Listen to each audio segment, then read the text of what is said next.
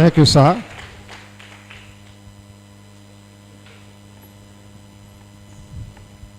You're welcome, sir.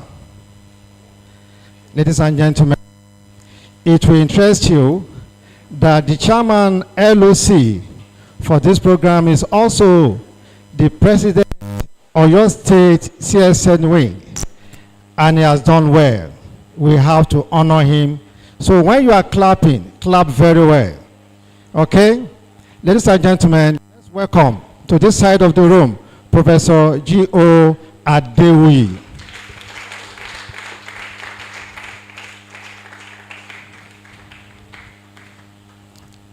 You're welcome, sir. We are waiting for Vice President Southwest, Mama Faboro. When she comes, we will bring her to the high table. I'm sorry, I don't want this table not to balance. When you're talking of gender equality, I think I'm for GMO. Then we have to put someone there to make it balance. Permit me, sir, to bring in Professor Ayela Agbe to join this table. Ma. I'm doing that to compensate Mama because yesterday I did not recognize her. So today I'm giving her double recognition. Gender has to balance. Ẹ wá jókòó tì mí, ma.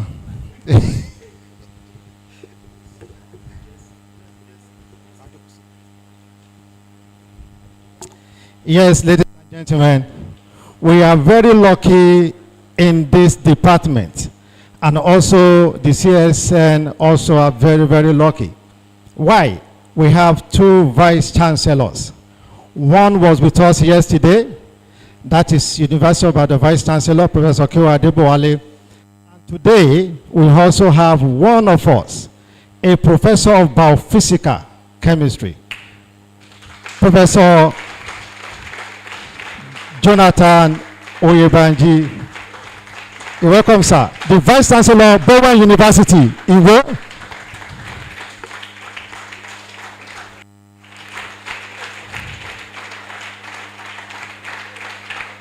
Thank you very much.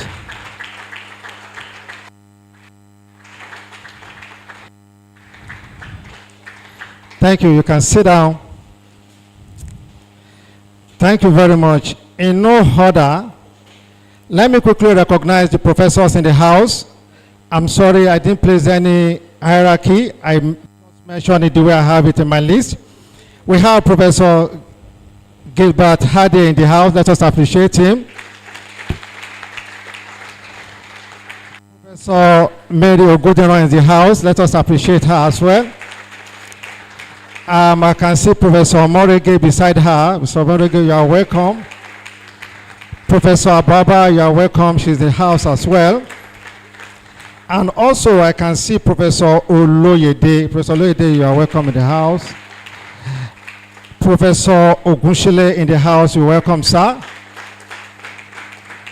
And Professor Ikpeayeda, sir, you are welcome, sir. And also, for prosperity's sake, I recognize Senior Chief Ajayi in the house. Mr. Ajayi, sir, you're welcome.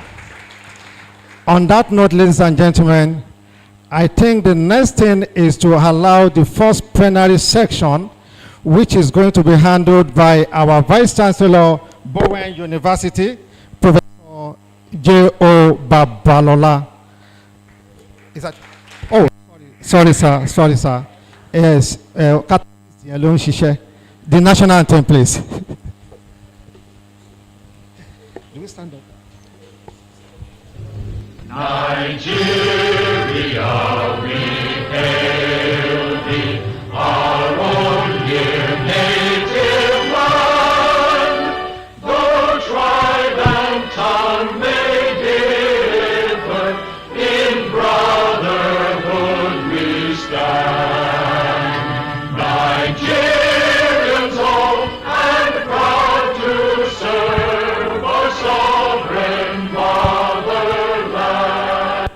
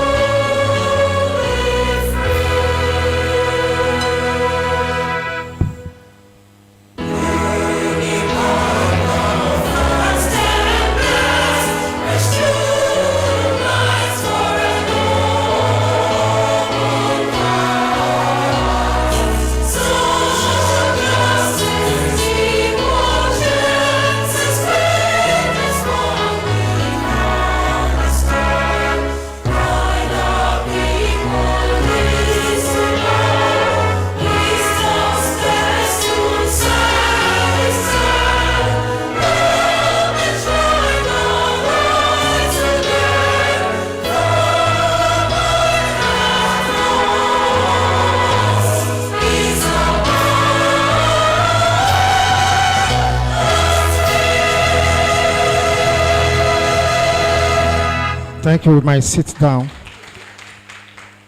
We all know that when you put catalyst in reaction, it speeds up the reaction.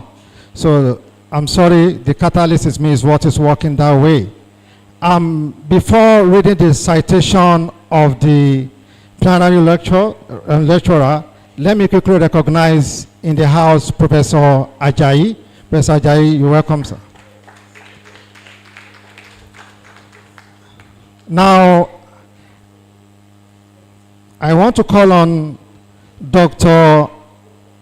Alimo H. Alabi to come forward to read the citation of Professor J. O. Babalola. May I ask Professor Babalola to stand up and remain standing, sir. Let us appreciate her.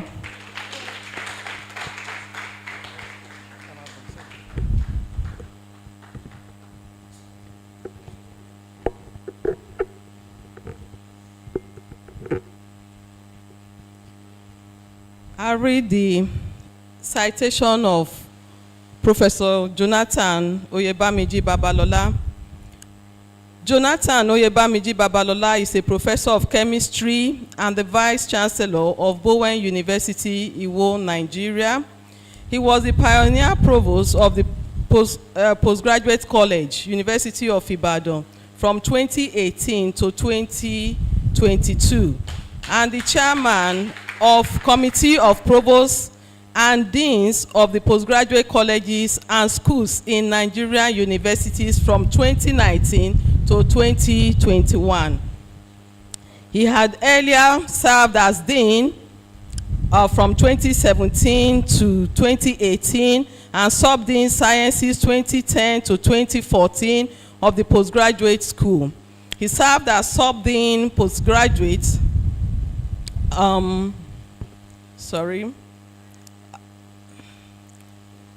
He served as Sub-Dean of the Postgraduate School 2018 to 2010 and Sub-Dean Physical, that is of the Faculty of Science 2000 to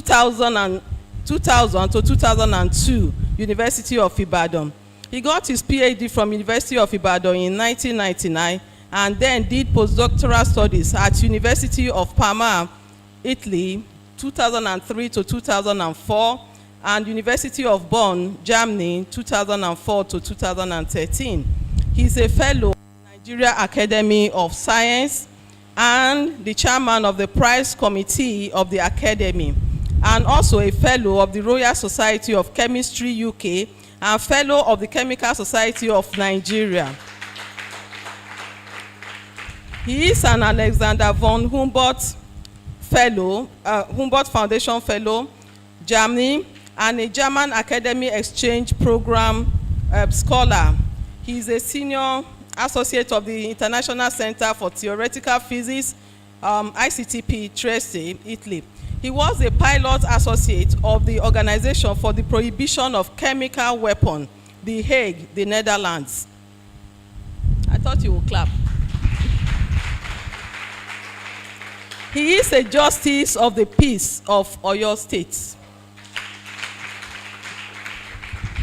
Professor Babalola has made significant contribution to knowledge in hemoglobin reactivities, lipid transfer, and membrane fusion, lipid nanodiscs, electrochemistry, electrocatalysis, and adsorption.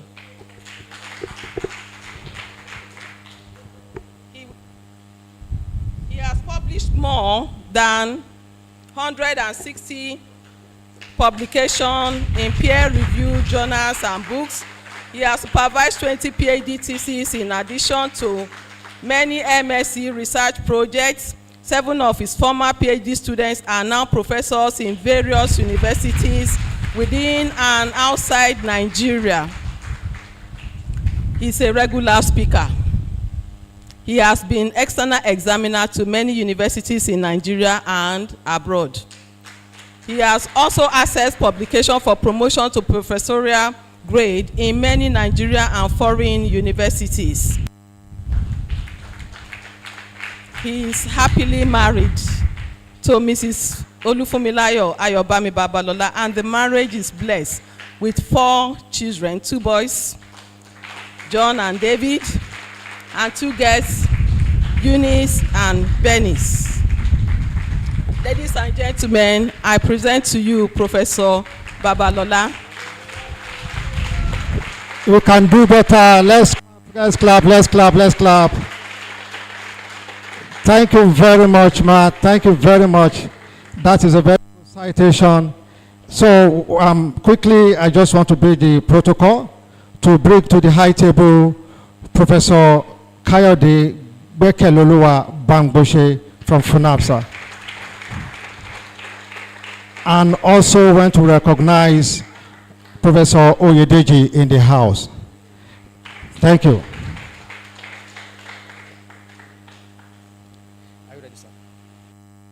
Now let's bring Professor Babalola to the podium to deliver the first plenary lecture.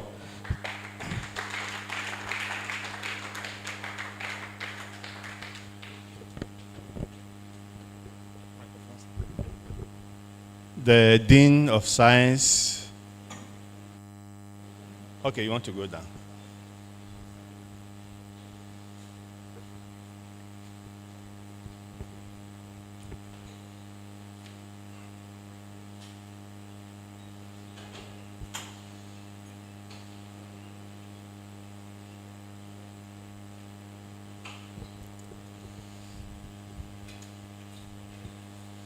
The Dean of Science,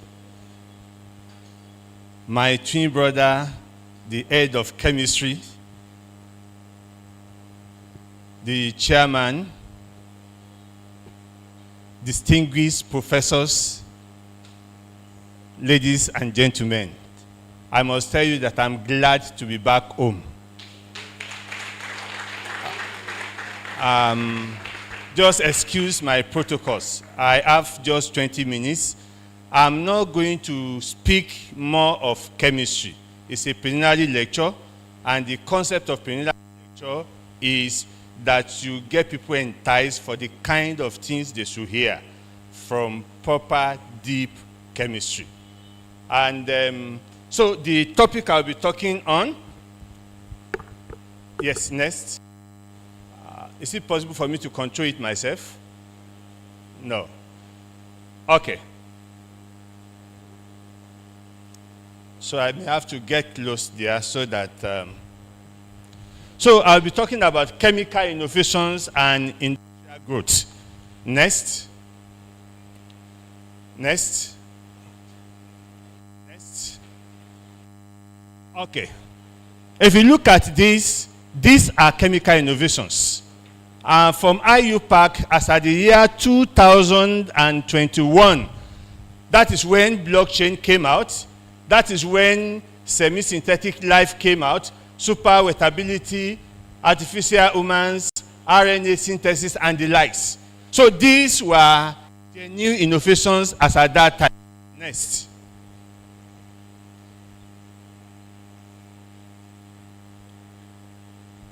Okay. You can see almost immediately by the year 2022, there were already so many new things. That was when they started sodium batteries, nano enzymes, aerogel, fluorescent sensors, solar spheres, and the likes. So you can see the rate at which things were changing.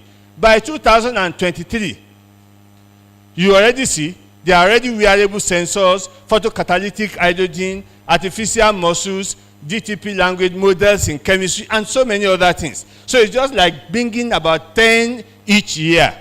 So by the time 2024, you already have a lot of new development as well. So by the time 2025, you already have so many new things. We don't know what and what will come in as at 2026. Of course, so many things are already changing. Now my question is, how many of such have we experienced in our environment? So I will just ask this question. So what innovations do we have on this site? And the questions we ask is, what type of research do we do that will bring forward that kind of innovation? What facilities or equipment do we have? And see, this is the time we have to be very, very sincere with ourselves. And then the next question you ask is, do we have innovation hubs? Even when somebody has an idea and has been able to do something is there an innovation hub where the thing can actually be brought forth? Now, will government policy favor such a person? I'm sure we'll see some examples later. And then the other thing is, what is even our own heart desires? I know that for many of us, all we are interested in is, let me publish, get promotion, and get to the top of my career. That is the end. You see, the idea of coming up with innovation is not something that is easy, but it's something that is always rewarding at the end. And the idea is that if you are looking for innovation, you have to start right from the time you are designing your experiment and all the things that we want to do. So really, when you talk about innovation, the idea people have many times is that you are talking about creativity and ideas, and you need to know, you need resources and infrastructure to be able to have innovation. The culture of innovation, that's what I just talked about. That within ourselves too, we must have that culture. I've visited a number of universities in the last 2 months, and once you get there, you see long buildings. They say these are innovation hubs. They have taken one PhD project or the other. They've engaged the student and some other people. They are working on the research that the person has done, hoping that they are going to transfer it to product and it's going to go to industry. And that takes a lot of money. And you see, the leadership and vision also matters a lot. If you are bright, very, very bright, you can do everything. Your head is bringing out favor, out whatsoever. And the leadership is not encouraging. Everything will just quench. So all these factors are actually very, very important. And of course, when each time you see innovation, you see what people used to do. They just do a symbol of Bob. And of course, that tells you the things that are associated with innovation. So the thing here is this: innovation brings growth. Innovation brings growth. It may not come easily, but whenever it comes, it brings growth. And of course, it brings development. So I will just rush because of my time. Now the question is, what is innovation?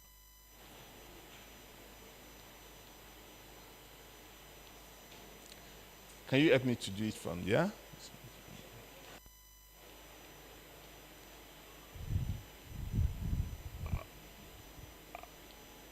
What's happening?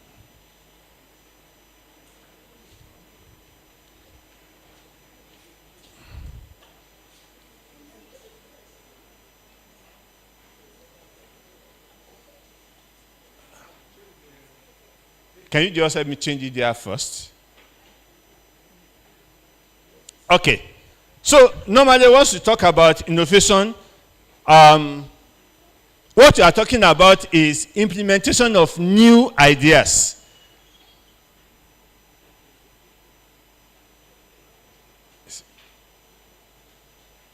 Okay.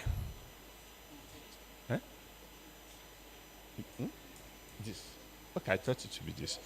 Okay, so what you are talking about is implementation of new ideas, products, services, processes that give better value. You see, the concept many of us have about innovation, normally, okay. The concept many of us have about innovation normally is something that is new. Innovation is not only about new things. Innovation could be, okay, you already have a product, it's normally being used this way, and you have come to tell us that, oh, you can use it in this other way. That is innovation. Yeah, innovation could also be, okay, you have this process, this method that they have been using. It is something else they have been getting from it. But you have come now, that same process, you have turned to now give you another product that is much better than even what it has been produced all along. So now, not just about novelty, and of course, it's implementation of ideas to reality. You see, when you have idea and it's inside you, it remains an idea. It's not innovation until you are able to bring it to reality. And of course, it's value creation. You are actually adding value to what is in existence. You are meeting people's need, and you are increasing efficiency. Oh, they've been doing something before. Once they do it, they get a product that is just 25%.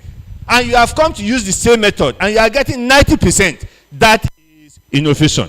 So that should change our idea of what we actually think innovation is all about. So innovation processes, these are the processes. I will just be fast because of my time.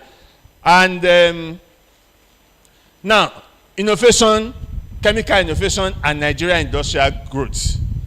Let me tell us the truth. In Nigeria, our government wants ready-made answer. Whatever we are doing, they want the product tomorrow. It's just like somebody who is planting maize. If you plant maize, you get your product in the next 3 months. But if somebody decides to plant cocoa or palm tree, the person may have to wait for a long time. But I can tell you, by the time he starts getting his product, he's going to get a lot more than somebody is just interested in planting maize all the time. So what we are saying is this, that innovation takes time. It's not something that you start today and you think in the next 2 years you get something. No. Most people have innovation up. Sometimes it goes on for 5-6 years before they are able to come up with the product. But once they do, they are already out of the wood. And so that means we have to be very, very intentional about it and not be discouraged. And in addition to that, you have to be intentional. This is what I'm looking for. I'm looking for this product, and you start looking for it until you get it. You start reading around, no trying experiment and things like that until you get it. You have to be very, very, very intentional about what you are doing. Sometimes innovation can come accidentally. That is serendipity. But in many cases, you are determined that what I'm looking for is what you are looking for. And not just that, you have to think of what is the best route of getting to that. Well, there will be a number of things I will say later. Then when you are looking for innovation, you can't do it alone. You need to collaborate. I will still talk about this later. The kind of things our forefathers did that made us to be where we are. When they had natural products, they have many other things that they could have refilled the knowledge to many other people to carry on. All those things, they were doing like this. They covered them up. Now they are gone. Where is the knowledge? Most of the knowledge are gone. The same thing, academics are doing the same thing. You are doing research, you are covering up. You don't want somebody else to come and steal your research. So, you get nowhere. It's the knowledge that you share that actually helps people elsewhere. I was wondering that if in the days of our fathers, they just put down a calabash, they put water, and they call somebody and you can see the image of the person. You say that is what? Witchcrafty. But now you take telephone and you do call and you are seeing somebody there. You are not saying witchcrafty. What's the difference? No, that's the reality. What is the difference? So instead of getting the science that we have in what we used to have, we target another way. And that has affected us seriously. So, and of course, the question is, you are talking about Nigerian industrial growth. How many industries do we have? Have they all not gone away? The last set, most of the bigger ones in the last set, they all ran to Ghana. Thank God the Chinese are coming in now to do a number of, to bring up a number of industries. So when we are talking about industrial growth, that means we really just have to make conscious effort. So start small with small and medium scale industries. It may be just one reactor, just one process line, not the complex one. By the time you start that way, with time, things will improve.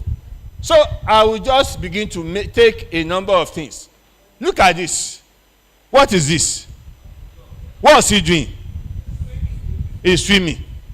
There's no way how a dog, no matter how well it can swim, that it will swim and compete well with a fish inside water.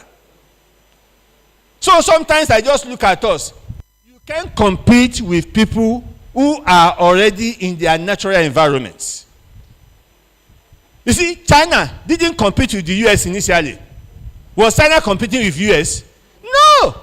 China just focused what China wanted to do. In fact, sometimes they will get things from the US, they will look, copy, and improve, and make it better than what they had. They were not competing.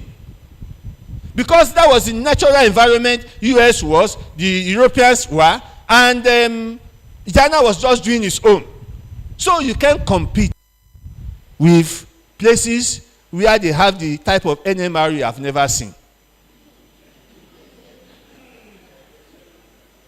So why do you begin to trouble yourself? You are not just realistic if you want to do that. So the best thing to do is stay at your best position, your natural environment where you have great advantage.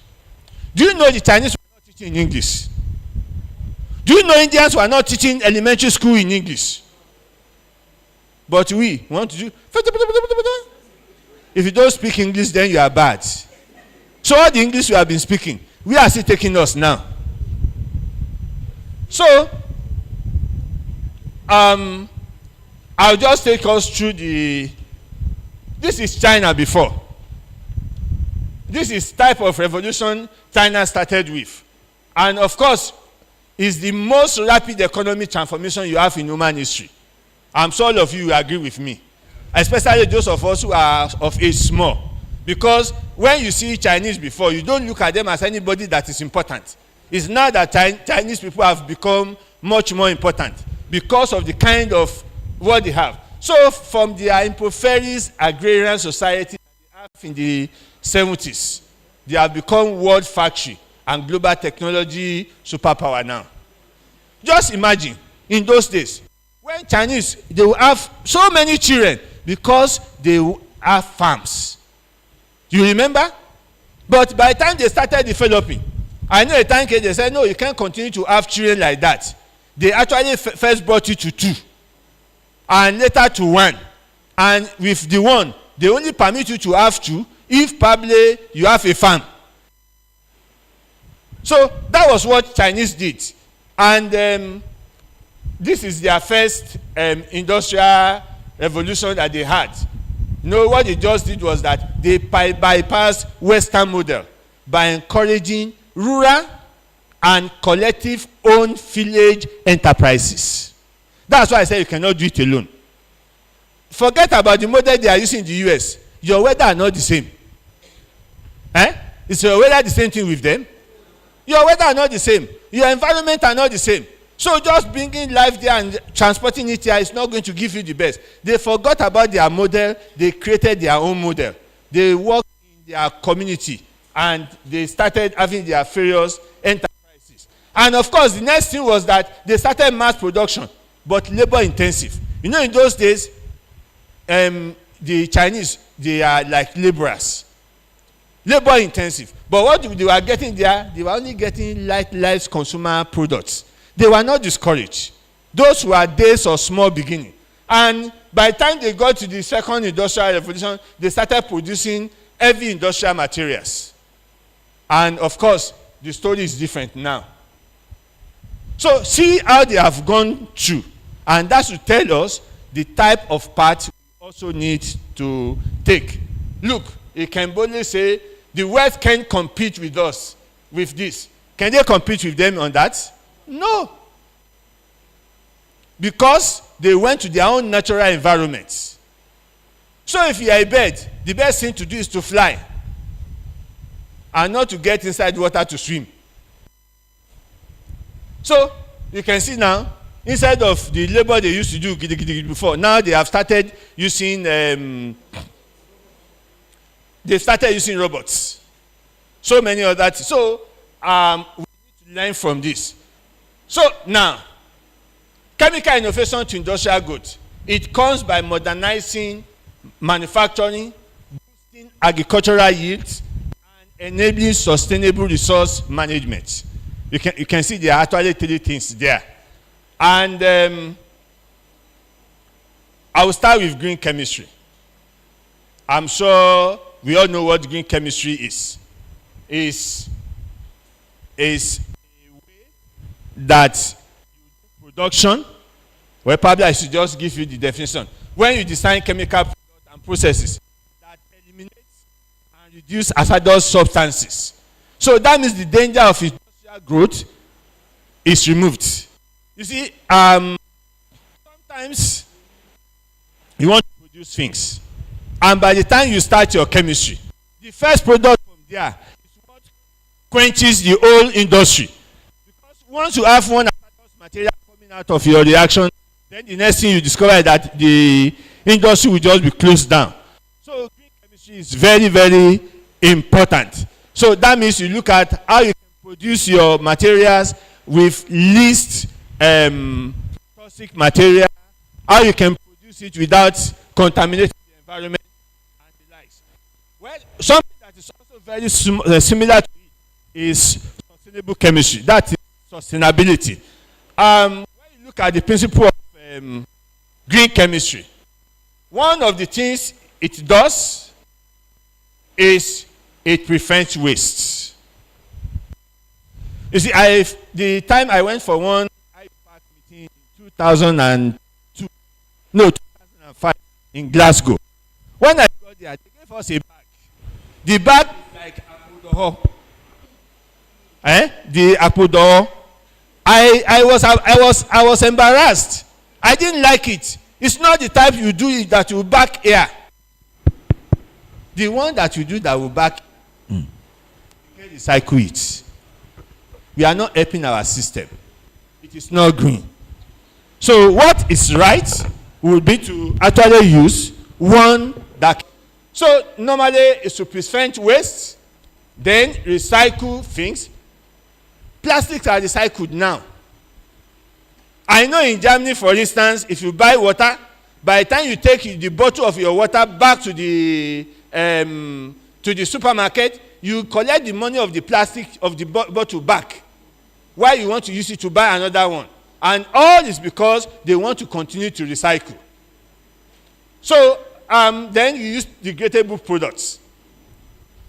Now, this is sustainable system. And sustainable chemistry, that is how to produce better and more from less. Better and more from less. Is also related to green chemistry. Now, these are nanocatalysts. These are things that also comes with chemical innovations and industrial growth. There are some catalysts that when you are able to get them, they go a long way to change the system. Well, fortunately or unfortunately, we can do some part of nano work in Nigeria, but some you cannot complete.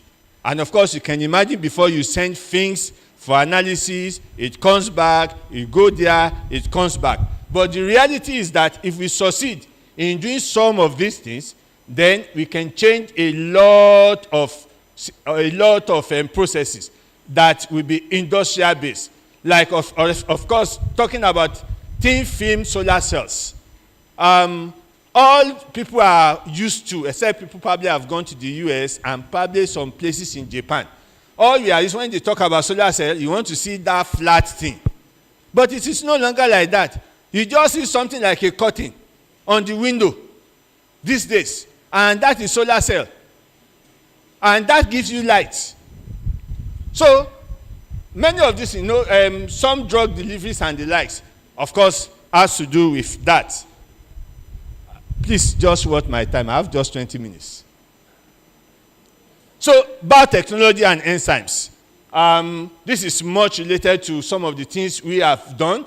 And of course, when you have a protease, there are so many things that you can begin to use that to do. In food industries, detergent, leather industry, biofilm degradation, so many things. And why I'm saying this is because even our people knows that when you are able to get some things, the way they do it, they say, okay, when you take this, just keep it for this period. After that, take a small of that, put in this, and they discover that you have better production.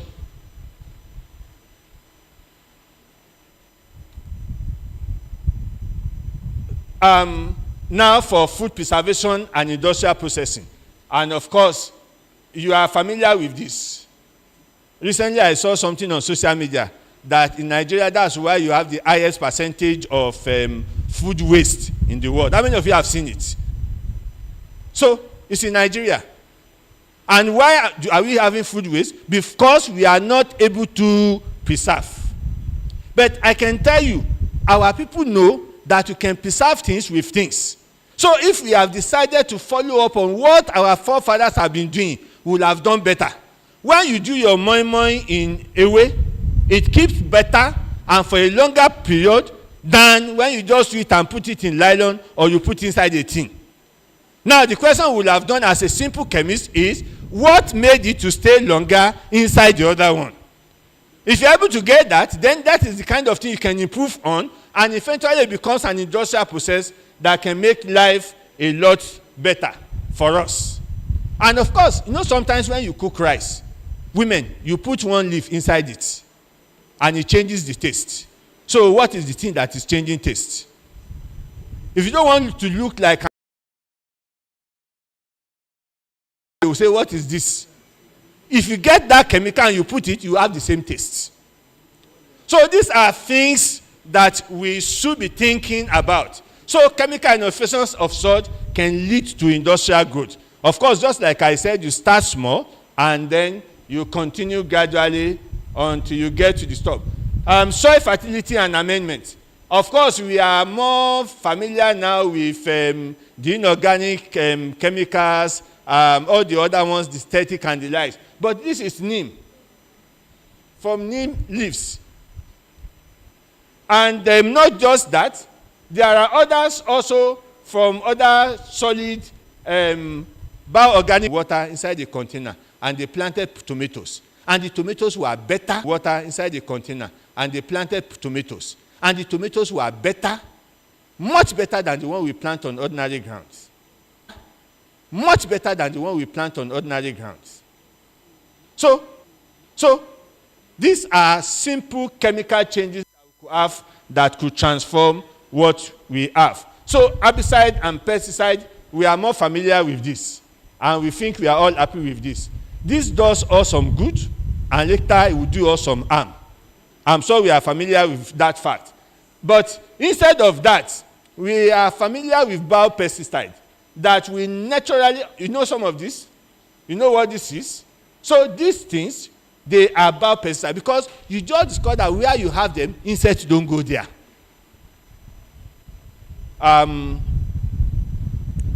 Recently, my wife just happened to open a bag of rice that we forgot that we actually had there because it was given to us during Christmas.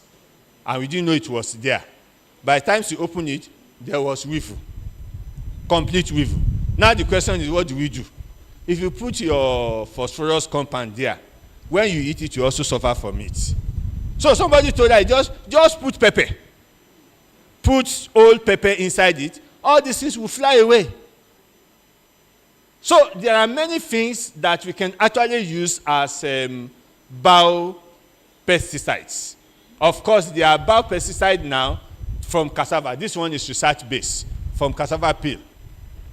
So these are chemical innovations that we can come up that will transform our landscape. And the same thing goes for herbicides. You know, where you have some plants, you just discover that some other plants are not growing. They may be specific to certain plants. So if you know you have such, so where you don't want the other one to grow, you just have the bioherbicides that you need. This is also research-based. So there are so many things that we can do. Petroleum refinery. In Nigeria, once they came, they started refining for us. All the people in the Niger Delta who were doing their own local refinery, we didn't encourage them. Rather, we ran after them as if they were thieves, and we stopped it. And now you discover that modular refinery is what is reigning.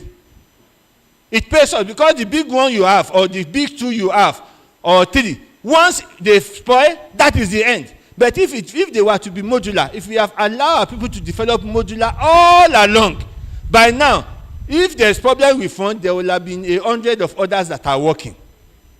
I'm sure the kind of way that we treated our people at that time, that if it were China, they won't do it. You won't kill your own economy to improve that of others. That is what Nigeria has been doing. You see, in Nigeria, you go and import water from the US because people will think it's better. and you are killing your own economy here. So our taste is too high for our life.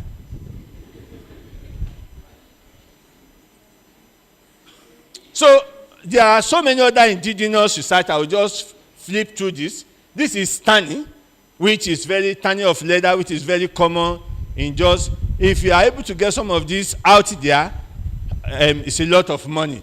And of course, if you do it better with research, you have better privileges. And of course, what is this one? Aluminium pot. This is for my town. So aluminium pot, we make our own pots. And you see, there are some other things sometimes I just think about. You know, even the clay pot that we make. When we have clay pots in your house, you don't need fridge. The old ones knows that you don't need fridge. But all these ones you are doing now, you still need fridge in addition to even having your pot.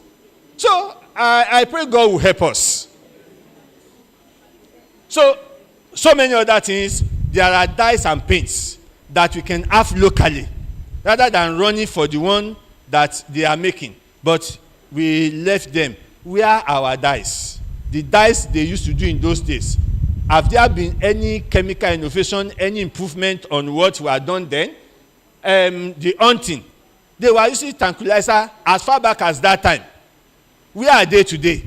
Nowhere. So these are things that I think this special stone, at least that is something I have witnessed. When you have a snake bite, all they do is just to cut the place and take the stone, place it on it, and it takes the venom out. That I've witnessed. It's not juju. And the only way they do it is you just take that stone after you have used it, put it on fire. And by the time it gets heated up, that is all. It's ready for use again. Now, where is that science? So we need to think. Of course, I've talked about the issue of natural products, working in silos. Our parents lost it because they were hiding information. And we have started doing the same thing. This is bone cast in Benin. So all these things we have lost. And I'm sure they could be better. So please, we are a new age. Let know the change is going to start from you. You decide, this is what I want to do. Focus on it. Even when you are publishing for publication, for promotion, I have this other one at the other side. I want to make sure I come out with one innovation. So let it begin with you. So with this, I want to say a very big thank you to all of us. Thank you.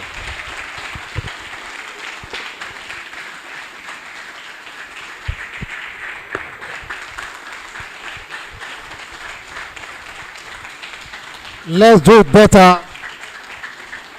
Let's clap, let's clap, let's clap, let's clap.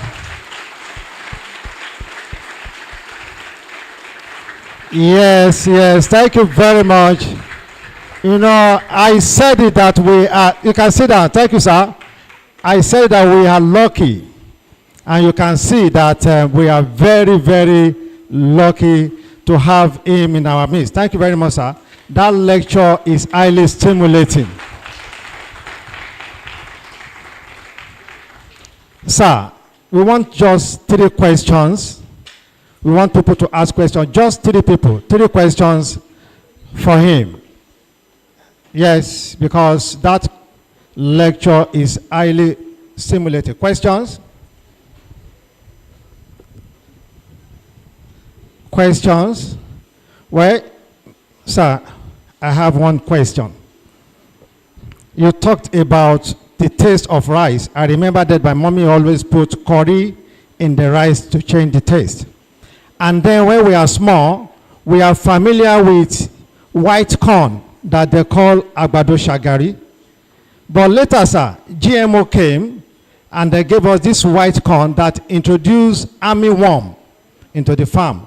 I think it affected a lot of things concerning garlic or some other things. Sir, do we continue taking innovation from the white? That's my question, sir. Well, I think indirectly the question has been answered. You know, we are in different environments. But what we've been doing was just to import whatever is done and we apply it to us. And in some cases, not all cases, in some cases, they don't look well. So I think before we adapt anything, we should actually see that it's going to be more beneficial to us.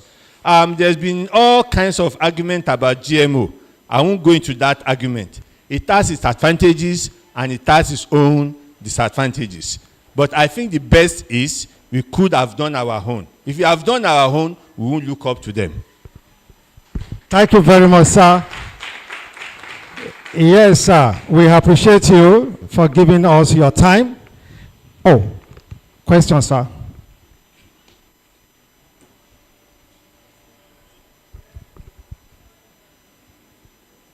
The dean in absentia, the head of department, colleagues, students. Sir, we want to thank you for this beautiful presentation. It's worthy of note. I was looking at the curriculum, the academic curriculum. Do you think this has contributed enough in terms of innovation? Is there no need to critically go into the roots and see how we can harmonize the curriculum to fit what you have presented? Thank you, sir. It is a dangerous terrain. I know when CCMAS came, I happened to be one of the people that is seriously against it. I could speak very well in UI, but when I got to private university, I had to keep my mouth shut. Because NUC can do anything. I know in those days when I first started teaching physical chemistry, there are conditions you can force a system to be and to become a fridge. Isentropic condition. We learned the chemistry. It was from basic root things that we came up with that. So if you are thinking of innovations, you can think of how you can use basic knowledge that you get ab initio and get to a product. But what curriculum has done now, CCMAS wants us to know industrial application of knowledge that some people have generated. That is what they want us to be learning. So that we're able to apply it. I'm completely against it. Because the real thing is, teach us how this thing can be done. How it is now done will be ours. So I believe strongly, you see, you cannot give all knowledge. You can't get all knowledge from anywhere. But if you're able to get some knowledge, based on that one, you can push further and then begin to eat at innovations. Thank you. Thank you very much, sir. Any other question? One more. Oh, okay, I'm taking the two. Then after that, we stop questions. Good morning, sir.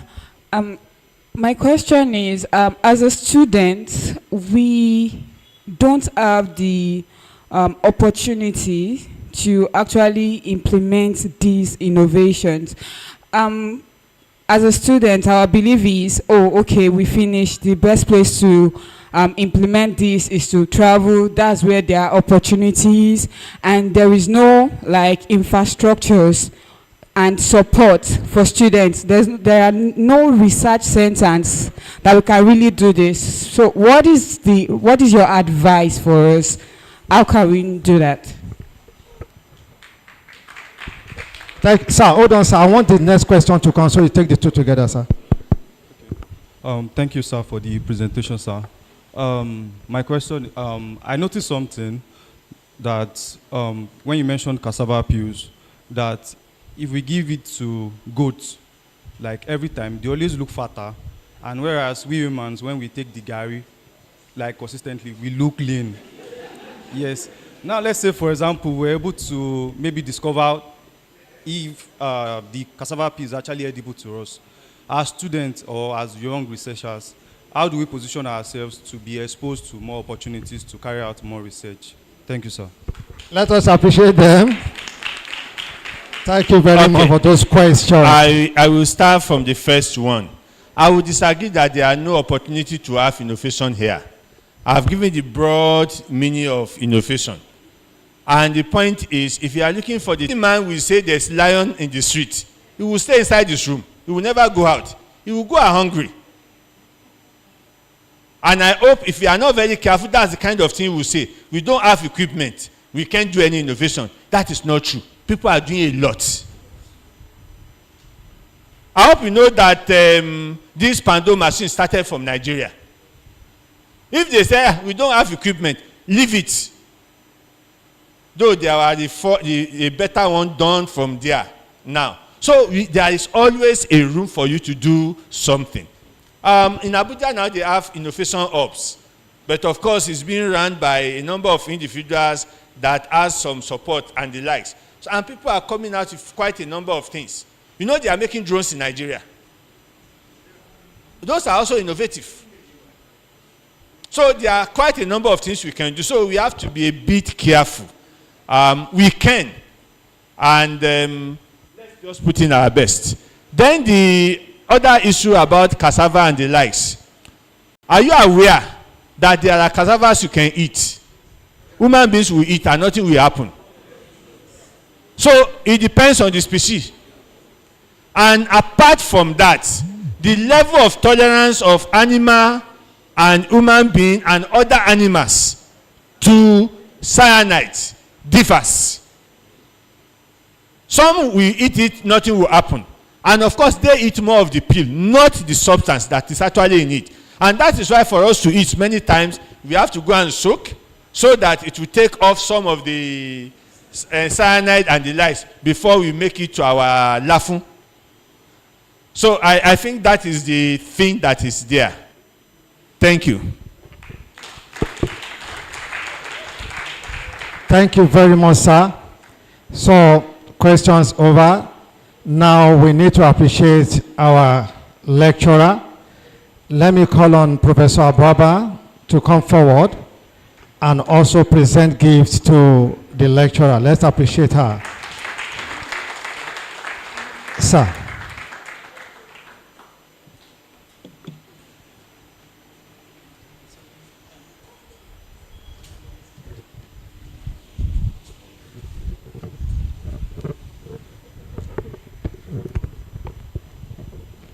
Okay.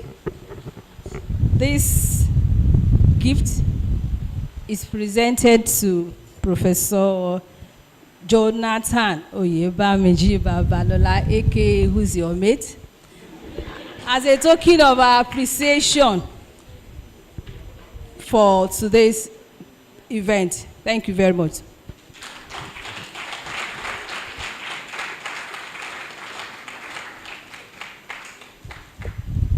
And then is presented to you from the Chemical Society of Nigeria as distinguished plenary speaker at today's premier conference of the Chemical Society of Nigeria, 2006.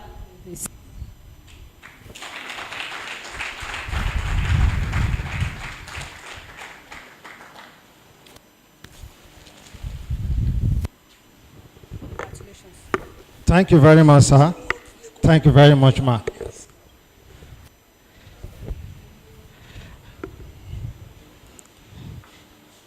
Oh, you are welcome, the Dean. So, ladies and gentlemen, we need to appreciate our wonderful audience. All participants, can you please clap for yourselves? Clap for yourselves, clap for yourselves.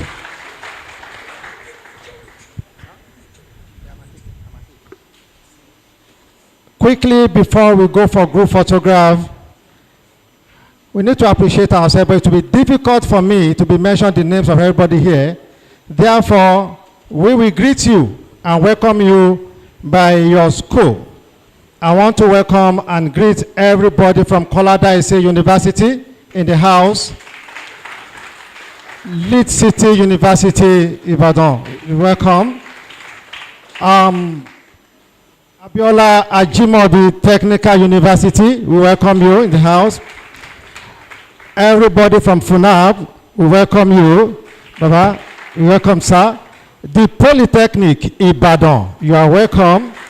We also recognize and welcome people from Federal College of Forestry, Ibadan. We welcome you. The host school, UI, Greatest White, we welcome you. Also, Federal College of Animal Health and Production Technology, we also welcome all the participants from that angle. Ladoke Akitola University of Ogbomoso, we welcome you. And National Open University, we have them here as well. We welcome you. And lastly on my list, Bowen University, we welcome you. Welcome to Vice Chancellor, sir.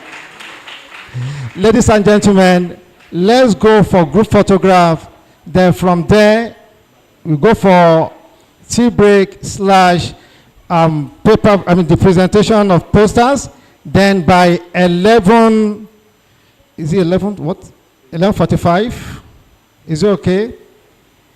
To come back for second plenary by 11:45. I'm 11:15. 11:15. So by 11:15, we come back for second plenary lecture. Thank you very much once again. Group photograph outside.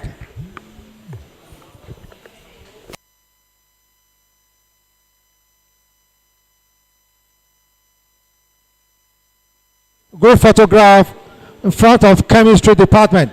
That's staircase. Group photograph in front of chemistry department. That's staircase.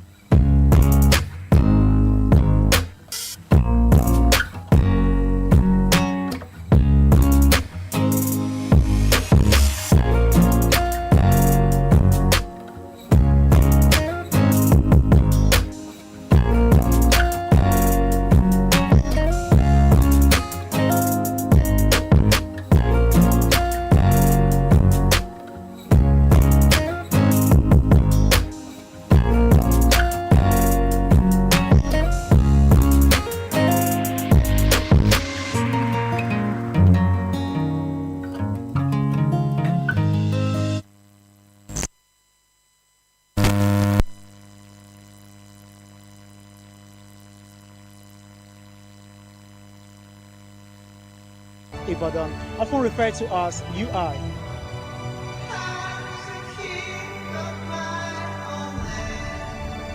Look at how beautiful it is. Everywhere so green.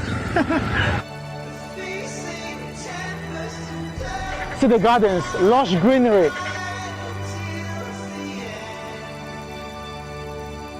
In terms of education, Ibadan is home to several educational institutions, including this university. This is the University of Ibadan.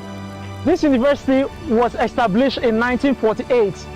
This is a prestigious institution and Nigeria's oldest university. This university holds the reputation for academic excellence, research contribution, and a rich history.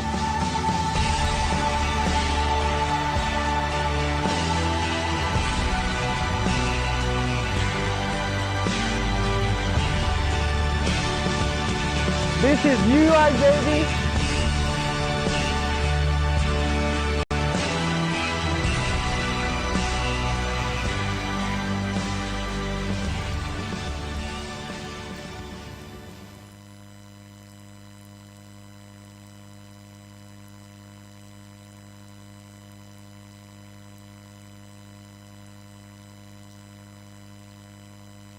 This is the University of Ibadan, often referred to as UI.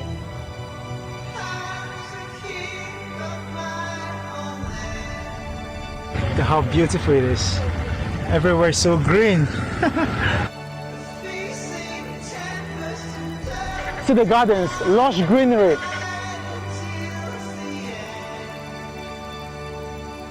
In terms of education, Ibadan is home to several educational institutions, including this university. This is the University of Ibadan. This university was established in 1948. This is a prestigious institution and Nigeria's oldest university. This university holds the reputation for academic excellence, research contribution, and a rich history.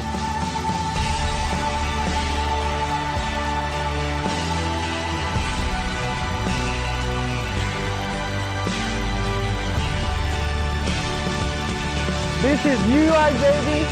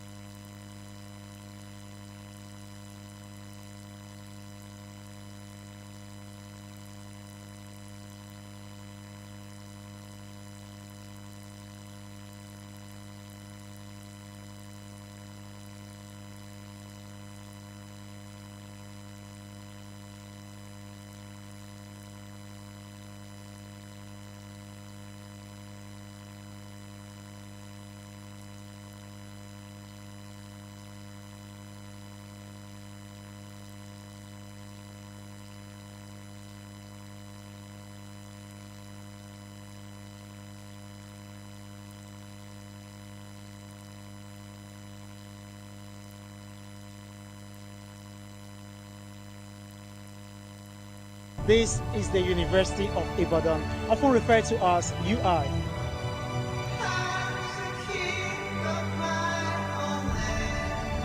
Look at how beautiful it is.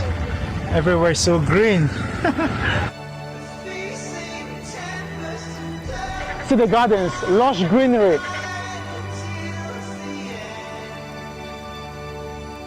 In terms of education, Ibadan is home to several educational institutions, including this university. This is the University of Ibadan. This university was established in 1948. This is a prestigious institution and Nigeria's oldest university. This university holds the reputation for academic excellence, research contribution, and a rich history.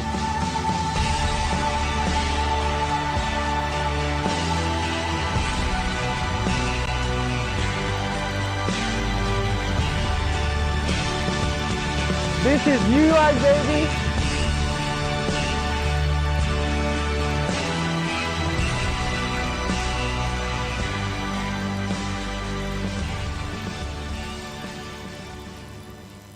This is the University of Ibadan, often referred to as UI.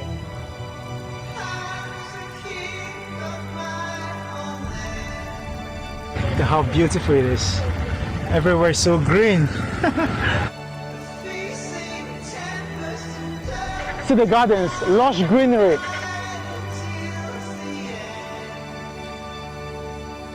In terms of education, Ibadan is home to several educational institutions, including this university. This is the University of Ibadan.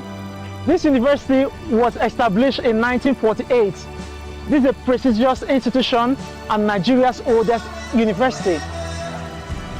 This university holds the reputation for academic excellence, research contribution, and a rich history.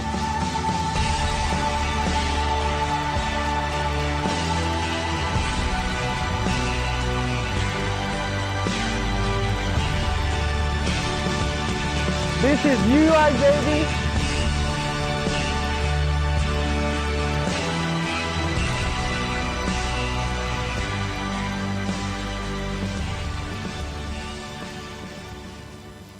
This is the University of Ibadan, often referred to as UI.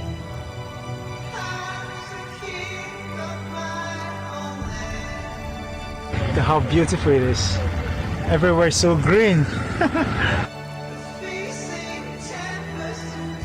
See the gardens, lush greenery.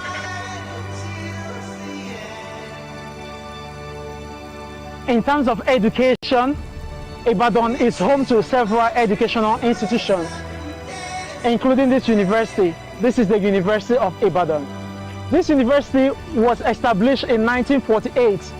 This is a prestigious institution and Nigeria's oldest university. This university holds the reputation for academic excellence, research contribution, and a rich history.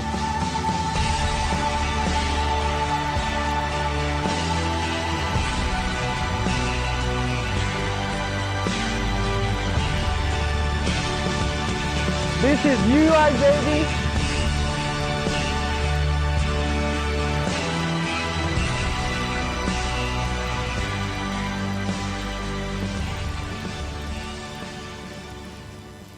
This is the University of Ibadan, often referred to as UI.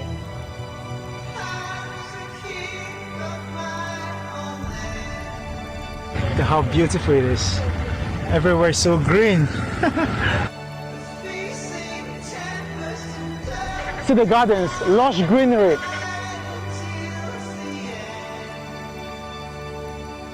In terms of education, Ibadan is home to several educational institutions, including this university. This is the University of Ibadan.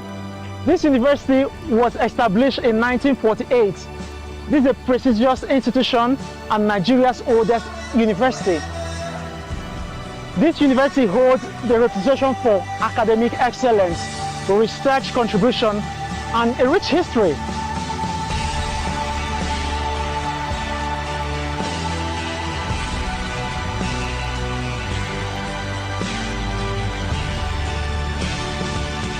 This is UI, baby.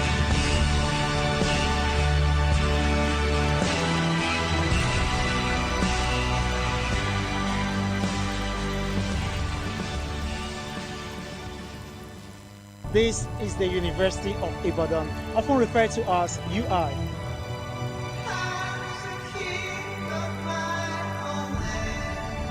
Look at how beautiful it is. Everywhere is so green. See the gardens, lush greenery.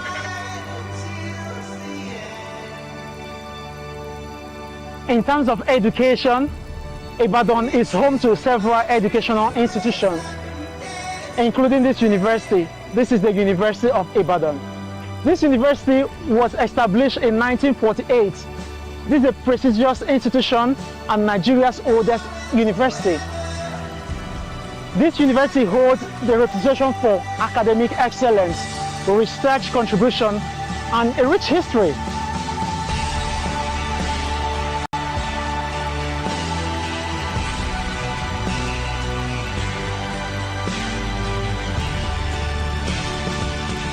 This is UI, baby.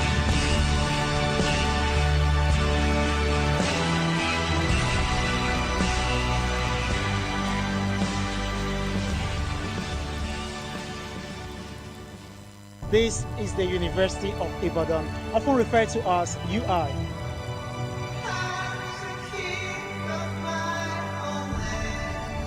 Look at how beautiful it is. Everywhere is so green.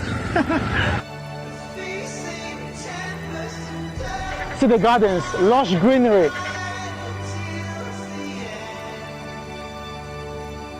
In terms of education, Ibadan is home to several educational institutions, including this university. This is the University of Ibadan. This university was established in 1948. This is a prestigious institution and Nigeria's oldest university. This university holds the reputation for academic excellence, research contribution, and a rich history.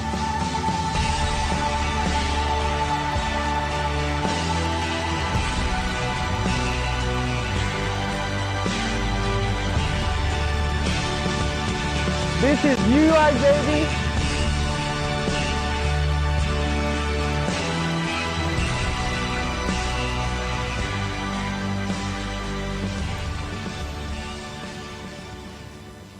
This is the University of Ibadan, often referred to as UI.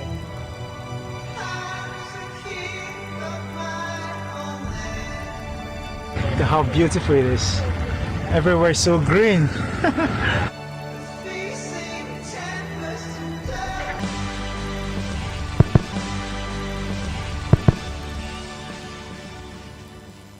This is the University of Ibadan, often referred to as UI. Ibadan, often referred to as UI.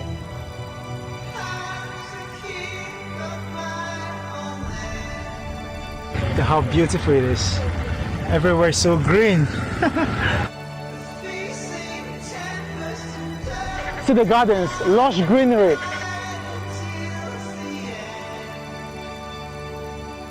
In terms of education, Ibadan is home to several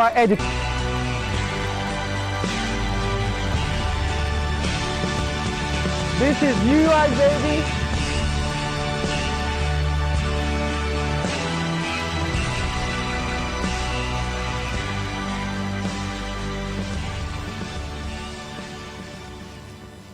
This is the University of Ibadan. Look at how beautiful it is. Everywhere is so green. See the gardens, lush greenery.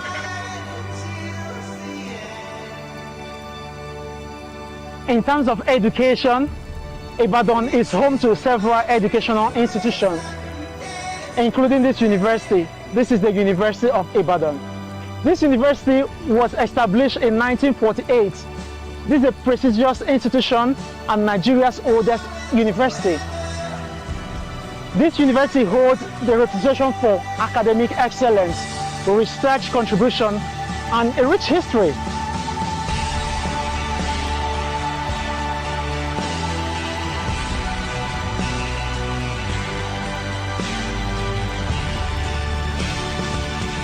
This is UI, baby.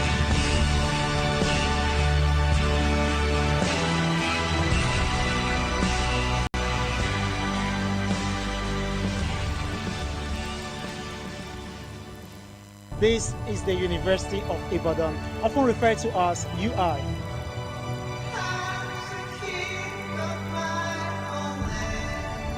Look at how beautiful it is. Everywhere is so green. See the gardens, lush greenery.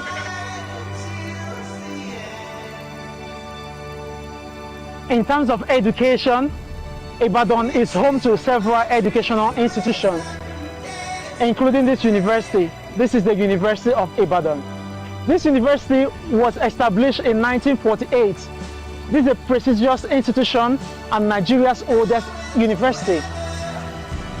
This university holds the reputation for academic excellence, research contribution, and a rich history.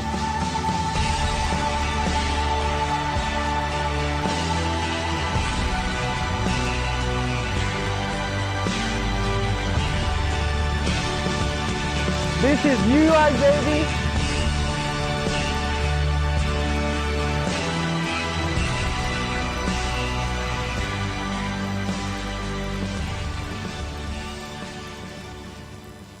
This is the University of Ibadan, often referred to as UI.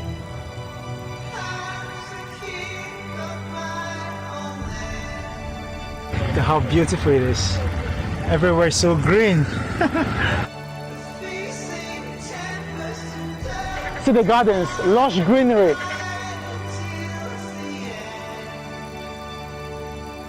In terms of education, Ibadan is home to several educational institutions, including this university. This is the University of Ibadan.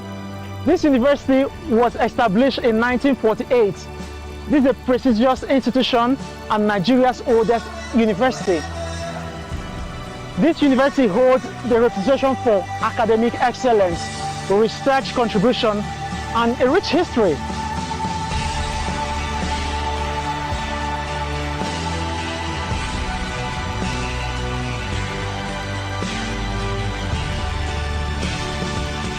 This is UI, baby.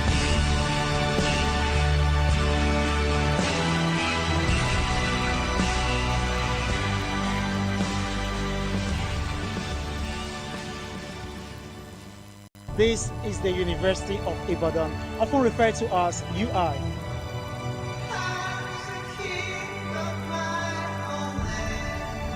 Look at how beautiful it is. Everywhere is so green. See the gardens, lush greenery.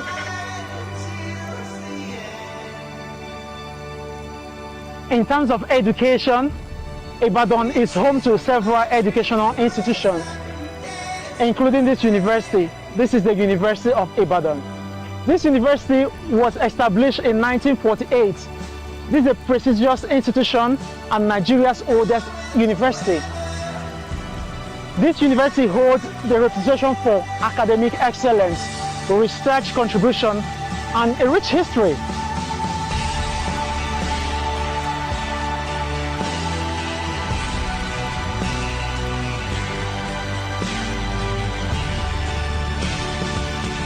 This is UI, baby.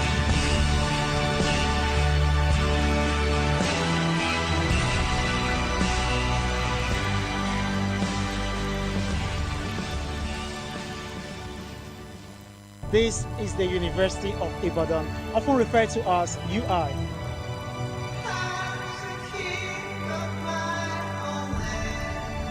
Look at how beautiful it is. Everywhere is so green. See the gardens, lush greenery.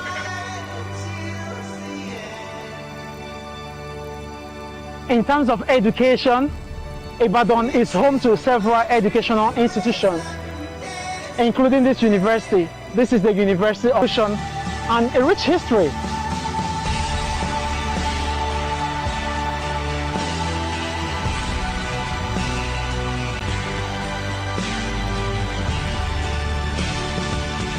This is UI, baby.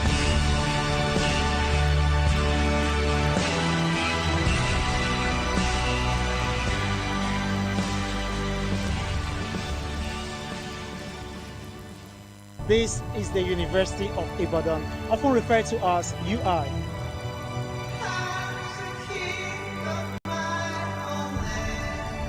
Look at how beautiful it is. Everywhere is so green. See the gardens, lush greenery.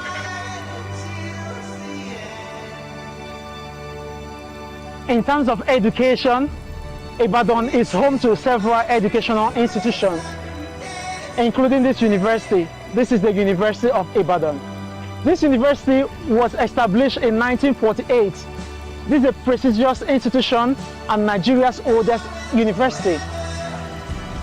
This university holds the reputation for academic excellence, research contribution, and a rich history.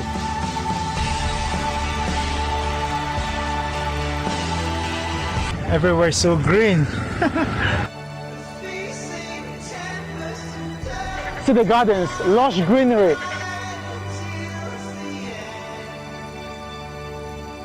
In terms of education, Ibadan is home to several educational institutions, including this university. This is the University of Ibadan. This university was established in 1948. Everywhere is so green. See the gardens, lush greenery.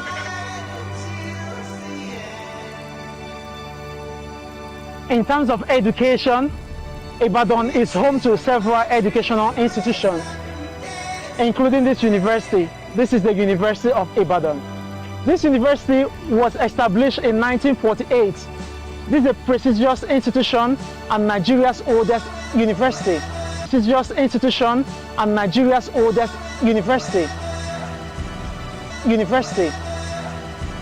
This university holds the reputation for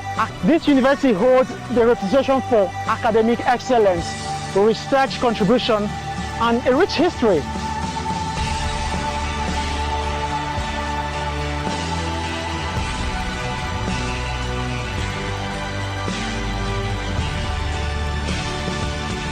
This is UI, baby.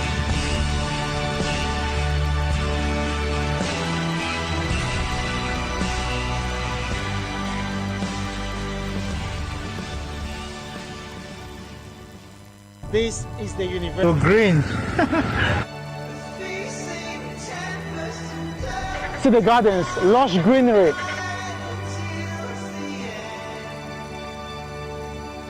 In terms of education, Ibadan is home to several educational institutions.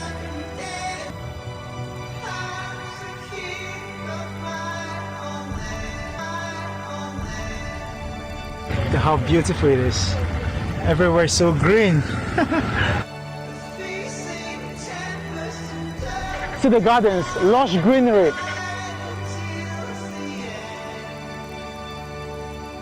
In terms of education, Ibadan is home to several educational institutions, including this university. This is the University of Ibadan. This university was established in 1948. This is a prestigious institution and Nigeria's oldest university. This university holds the reputation for academic excellence, research contribution, and a rich history.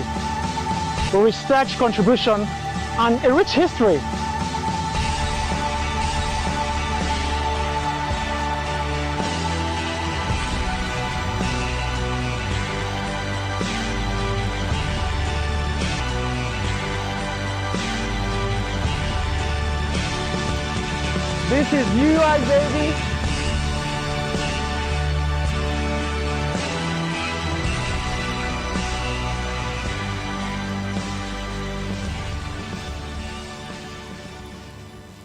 This is the University of Ibadan, often referred to as UI.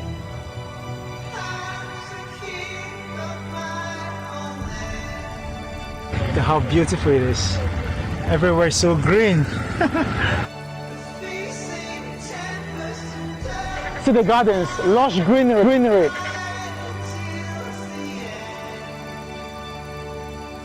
In terms of education, Ibadan is home to several educational institutions, including this university. This is the University of Ibadan. This university was established in 1948.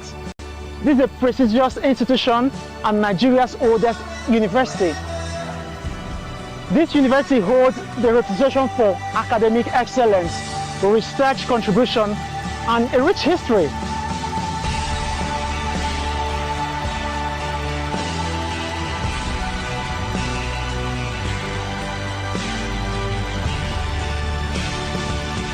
This is UI, baby.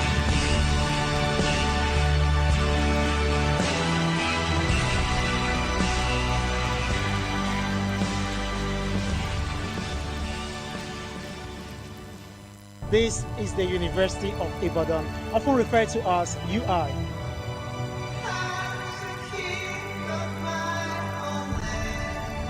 Look at how beautiful it is. Everywhere is so green. See the gardens, lush greenery.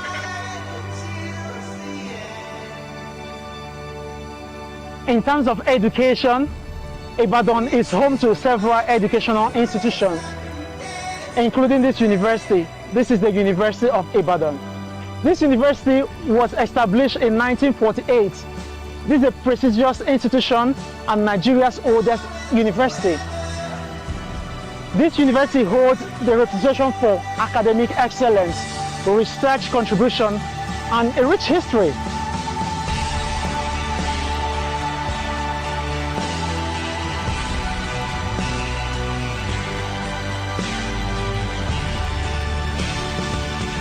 This is UI, baby.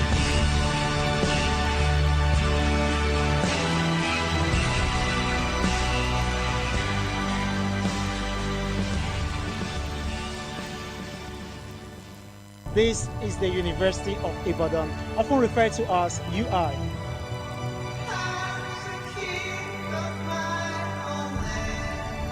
Look at how beautiful it is. Everywhere is so green. See the gardens, lush greenery.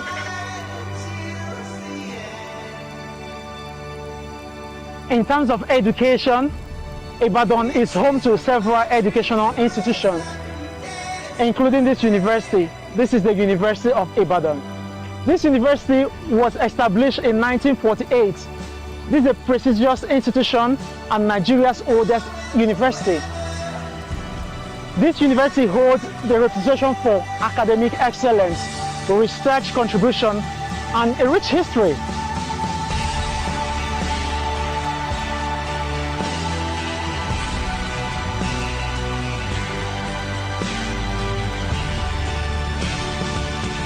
This is UI, baby.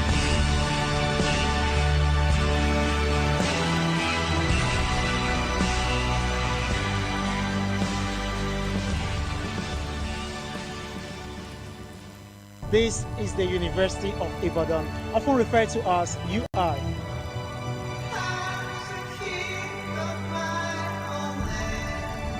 Look at how beautiful it is. Everywhere is so green. See the gardens, lush greenery.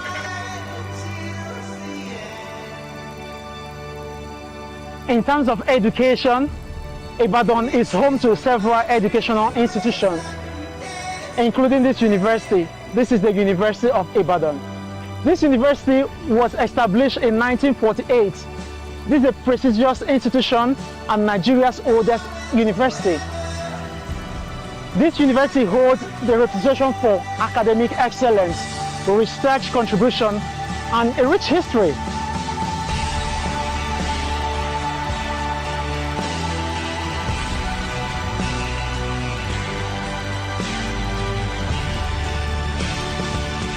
This is UI, baby.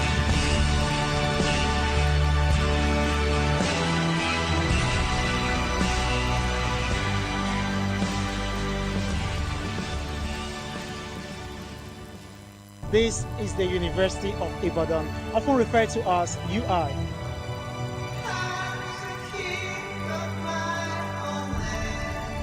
Look at how beautiful it is.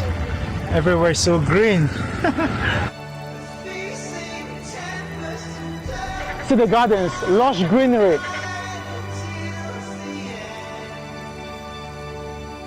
In terms of education, this is the University of Ibadan, often referred to as UI. This is the University of Ibadan, often referred to as UI.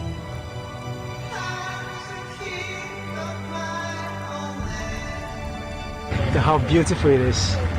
Everywhere so green. See the gardens, lush greenery. It's lush greenery.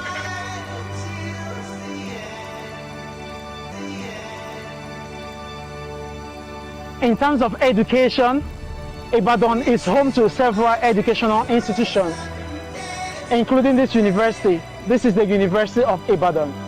This university was established in 1948. This is a prestigious institution and Nigeria's oldest university. This university holds the reputation for academic excellence, research contribution, and a rich history.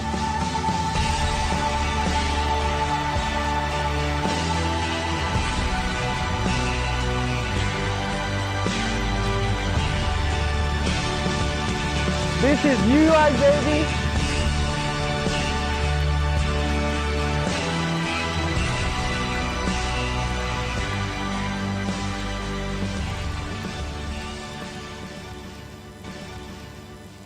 This is the University of Ibadan, often referred to as UI.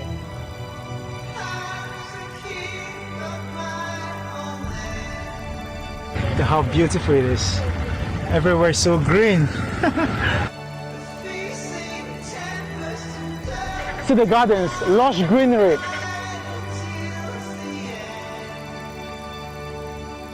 In terms of education, Ibadan is home to several educational institutions, including this university. This is the University of Ibadan.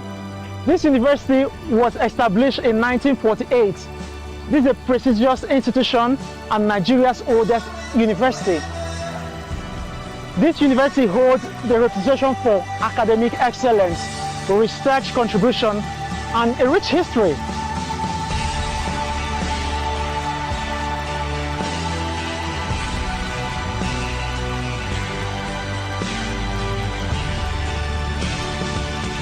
This is UI, baby.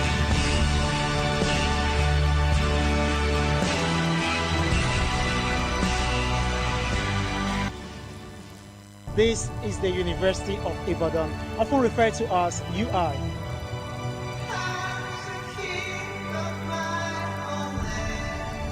Look at how beautiful. This university holds the reputation for academic excellence, research contribution, and a rich history.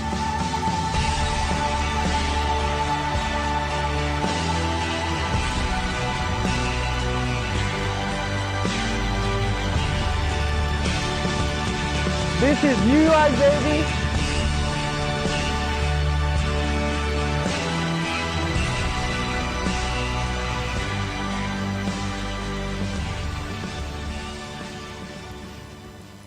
This is the University of Ibadan, often referred to as UI.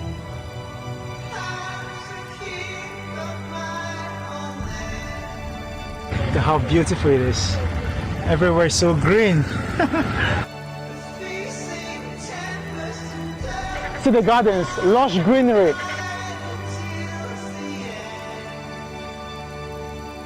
In terms of education, Ibadan is home to several educational institutions, including this university. This is the University of Ibadan. This university was established in 1948. This is a prestigious institution and Nigeria's oldest university. This university holds the reputation for academic excellence, research contribution, and a rich history.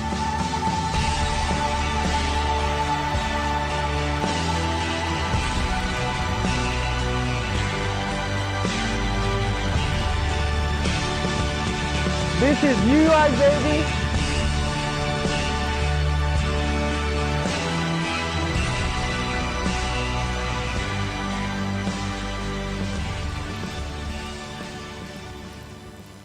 This is the University of Ibadan, often referred to as UI.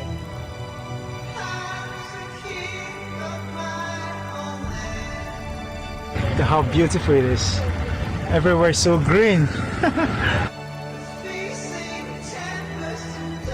See the gardens, lush greenery.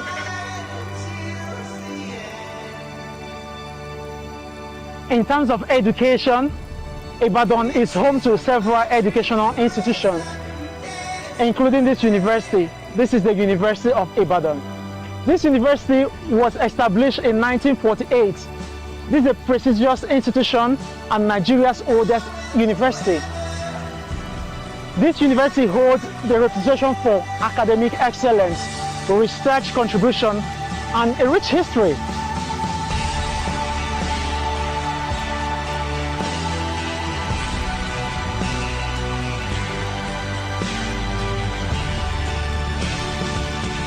This is UI, baby.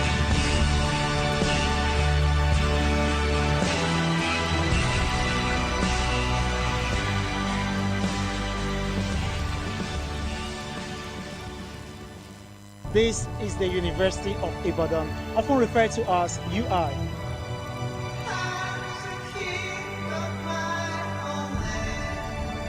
Look how beautiful it is. Everywhere so green. See the gardens, lush greenery.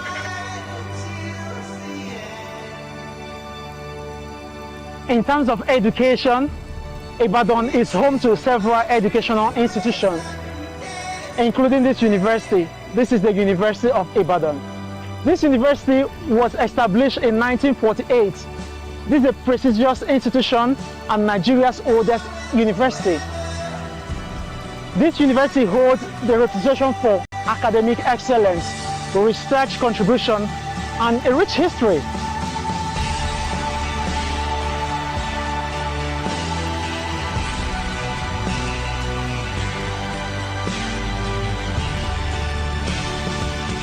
This is UI, baby.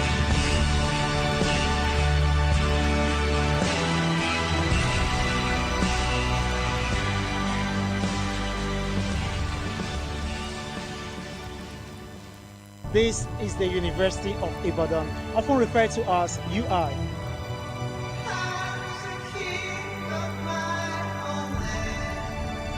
Look how beautiful it is. Everywhere so green. See the gardens, lush greenery.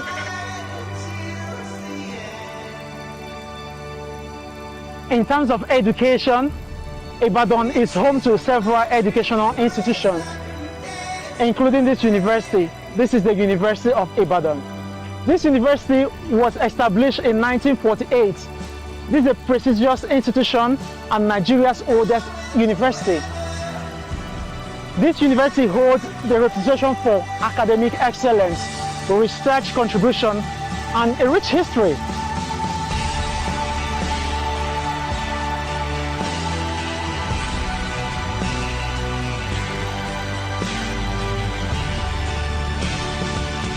This is UI, baby.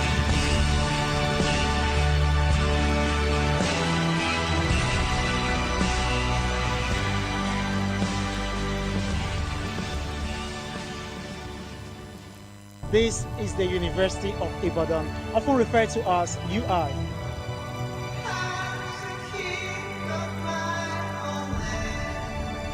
Look how beautiful it is. Everywhere so green. See the gardens, lush greenery.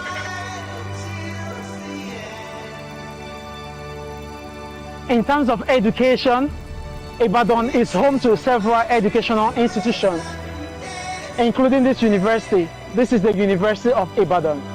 This university was established in 1948.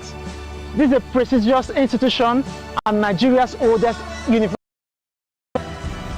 This university holds the reputation for academic excellence, research contribution, and a rich history.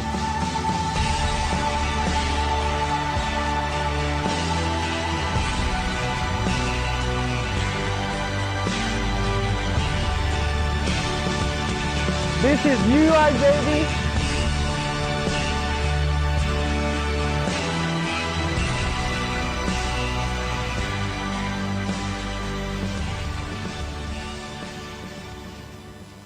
This is the University of Ibadan, often referred to as UI.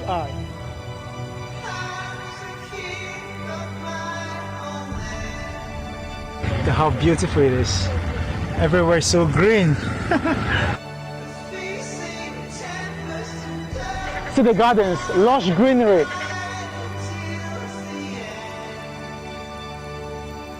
In terms of education, Ibadan is home to several educational institutions, including this university. This is the University of Ibadan. This university was established in 1948. This is a prestigious institution and Nigeria's oldest university. This university holds the reputation for academic excellence, research contribution, and a rich history.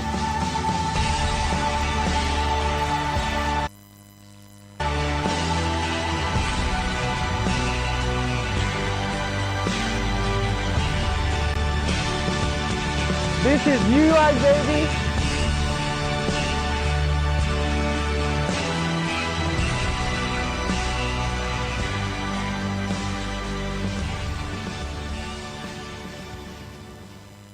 This is the University of Ibadan, often referred to as UI.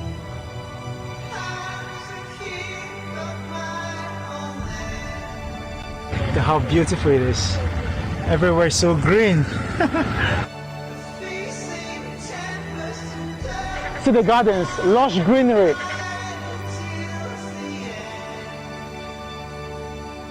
In terms of education, Ibadan is home to several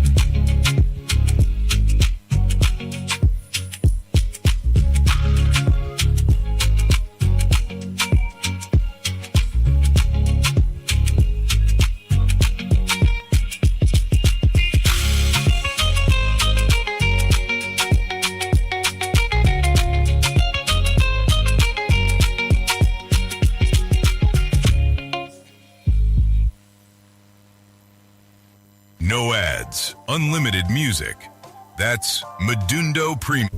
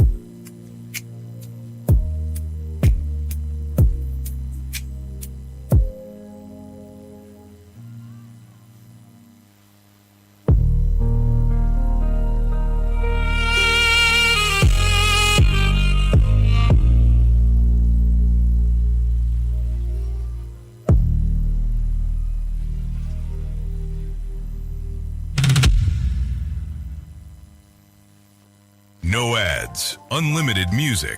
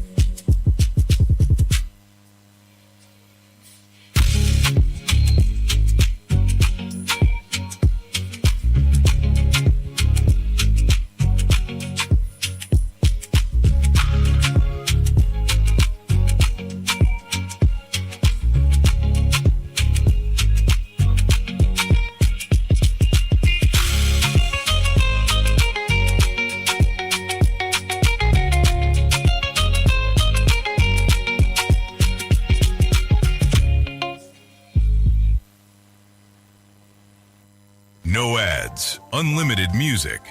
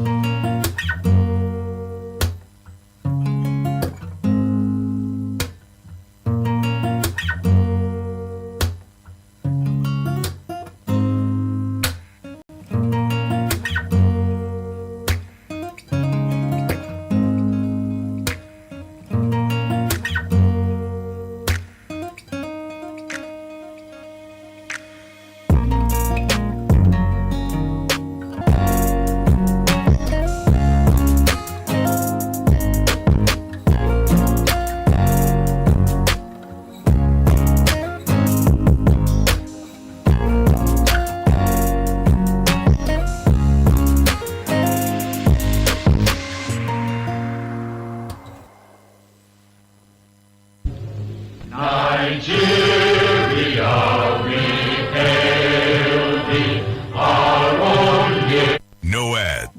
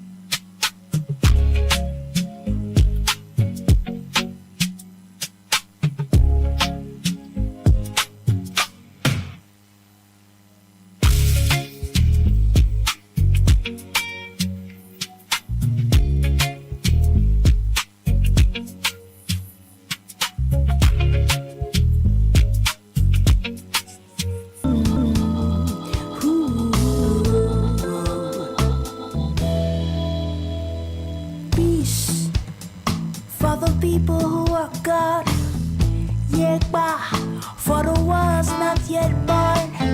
Oh, for the run away, run away, run away. Where did Jazzy go? Run away, run away.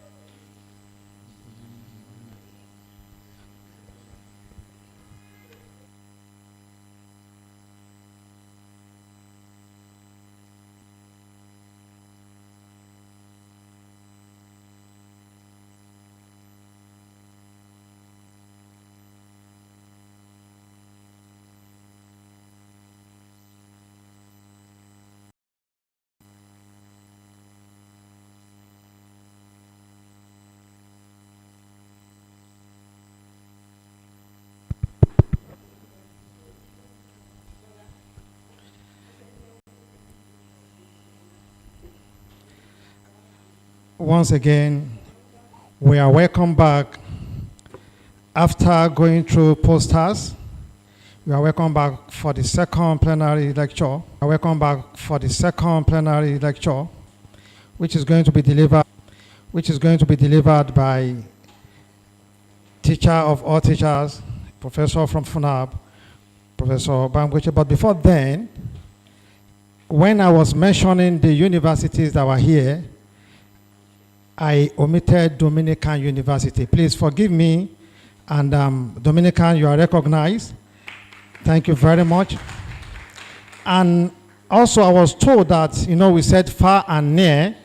We discovered that we have a candidate or participant from Okada University, Edo State. We have to appreciate him. Yes. Sir? Okay, clap for him. Prof said we should clap for you better.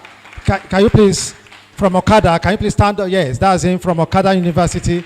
We appreciate you because we know what is happening in Nigeria now. People are scared to travel. Even that distance, you still find it that, no, I will get to you. Thank you for coming. We appreciate you. In the hall, we have Professor Nwokocha. Professor Nwokocha, you are welcome, sir. In the morning when we are welcoming Professor, he wasn't here. So, sir, you are welcome. So, ladies and gentlemen, the second plenary Ikeoladuni of blessed memory in Ibadan, Oyo State.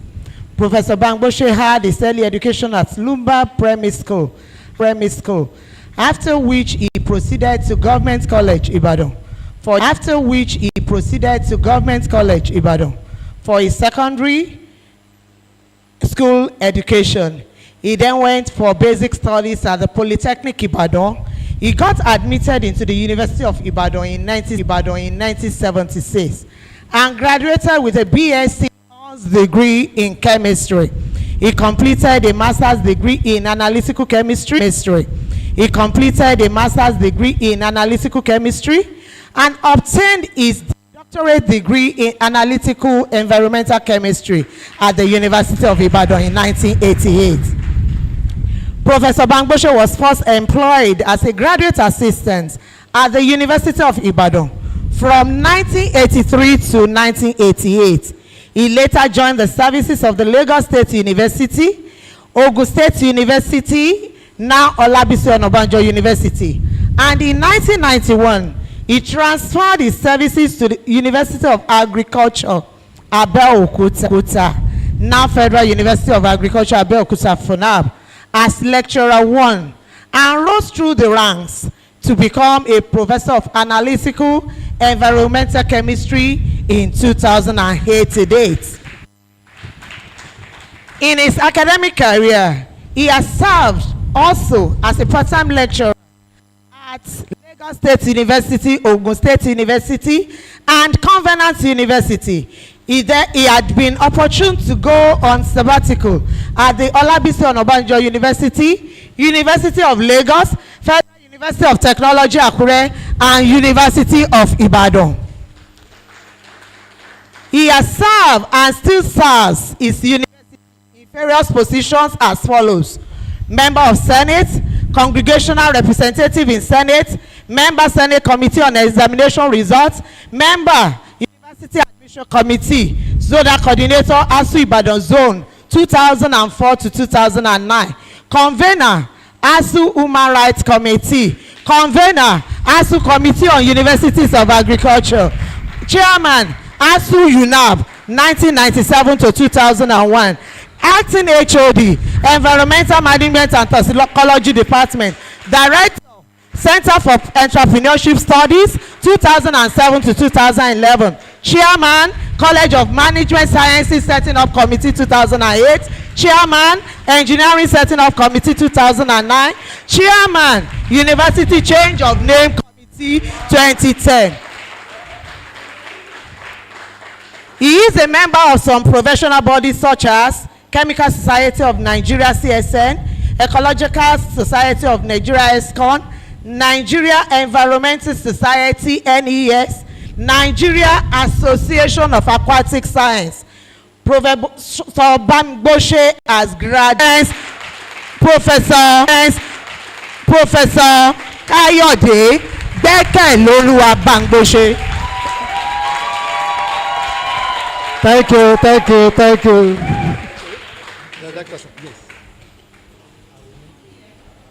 Thank you very much. That is loaded. Will I have the pointer? Educate me. How do I use it? Pointer. Okay. Next slide. I can press this. Okay. Going forward. Going forward. Going backward. Pointer. Okay. Thank God we are still in the morning. So all protocols that have been laid on ground, I'm going to follow them. But I still want to recognize the head of department, the chairman, Chemical Society of Nigeria, Oyo State, for chemists through innovations, sustainable development in the areas of industrial growth and development.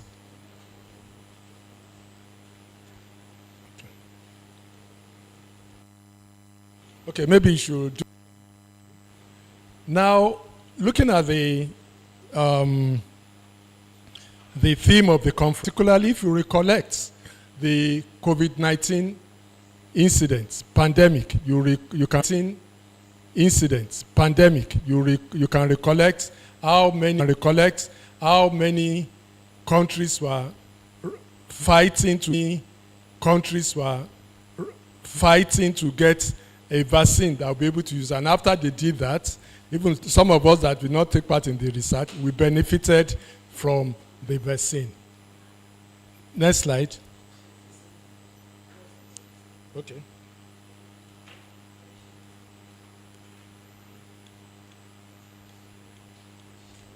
Okay. Now, when we talk of the sustainable development goals,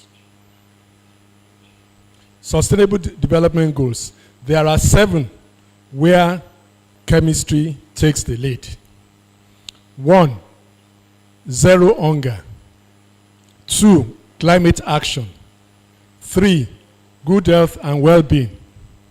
4, clean water and sanitation. 5, affordable and clean energy. 6, responsible consumption and production. And then lastly, industry, innovation, and infrastructure. That is the one I'm going to concentrate on. But if I could just talk briefly about the others, we know about zero hunger, that agriculture, all the pesticides, fertilizers, producing food, climate action, understanding what the atmosphere is about, being able to predict when there is going to be flood and so on, and then good health and well-being. This has to do with drug manufacture and so on.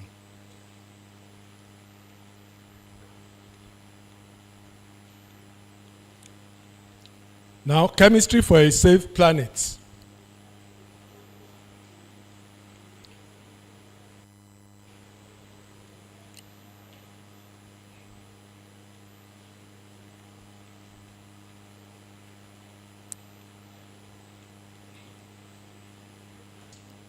prevent pollution of the environment, and then keep the planet and earth safe for future generations. I'm emphasizing this because of the theme of the conference, which is sustainable. We are going to be a pollutant, or we are going to remediate. The choice is ours. Next slide. Now, what are chemists' ethical calling? Why this matters for today? One, the chemist who ignores sustainability is designing a toxic legacy. Innovations that create jobs must also protect ecosystems and human health. Our graduates must be trained to ask, is this process clean? Is this product safe throughout its life cycle? And finally, this sets the stage for the kind of industry we need to build. Next slide. There are three questions which are the engines of every chemical industry, whether it's pharmaceutical, whether it's production of cement. First one, chemistry and the sustainable development imperative. Two, the chemists in industry. What are the roles of chemists, realities and opportunities? And the last one, how industrial growth fuels economic transformation and job creation. Next slide. The natural home of the chemistry graduates. When we talk of the natural home actually should be in the industry. In a healthy economy, the chemical industry is the largest employer of labor.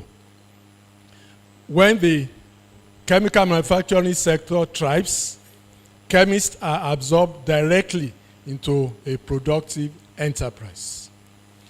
Looking at the data from UK, ESA 2023-2024, they did a survey of the chemistry graduates in UK universities. Within the space of 15 months, 59.4% were employed in industry. 10.8% were working, 1.6% were involved traveling career, agents and all that sort of thing. 17.2% proceeded to further studies, masters, PhD, and only about 6% were unemployed. Whereas when we look at the Nigerian situation, this is a far cry from what is happening. When you are trained as a chemist, you should be working in an industry, at least the larger percentage. Next slide, please. Next slide. Now, as a chemist, what are the functions of a chemist in an industry? What do we do? One, physiochemical analysis for quality control, optimizing synthetic routes, cheaper and safer and higher yields, designing new compounds with superior commercial properties, energetics and reaction mechanism studies, and then isolation of bioactive compounds from natural sources, and structural elucidation of novel molecules. Let me just say isolation of bioactive compounds. There was a study we carried out where we look at plants to see whether the plants can act as insecticide. As of that time, it was sponsored by, what's this company? In Abuja, RM, raw materials and that sort of thing, yeah. So we did the study, but the problem we then had was to be able to go into commercial production, which was not possible at that time. But we showed that we can use plant species to be able to kill mosquitoes. It's not as if all the lecturers you see here that people don't do research. People do a lot of research. It's just to be able to transfer that research into what companies can make use of. And that's why other countries are much better than us. When they do all this, companies are there waiting to benefit from what in fact, there's some chemicals we call basic chemical industry. If you can produce this, you can produce other things like sulfuric acid, sodium hydroxide, ethylene. All these are produced in tonnage quantities. The chemical industry is a producer of producers. starting materials, Ikoku, in 1931. Without it, these industries cannot take off. And when these industries take off, we have fine chemical industries, and we have downstream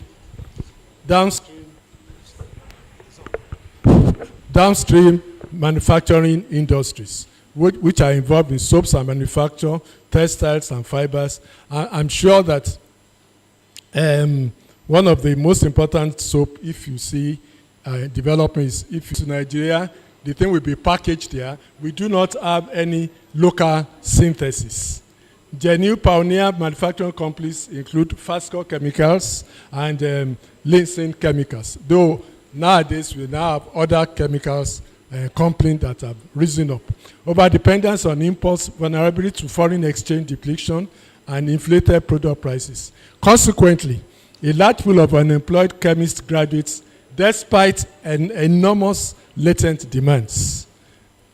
The chemical industry is a ready avenue for small-scale entrepreneurial investments. Next slide, please. Now, as far back as 1988, Dr. Fashino, Linson Chemicals, has listed areas in which young graduates can look at and have a small-scale industry. I'm going to list this out.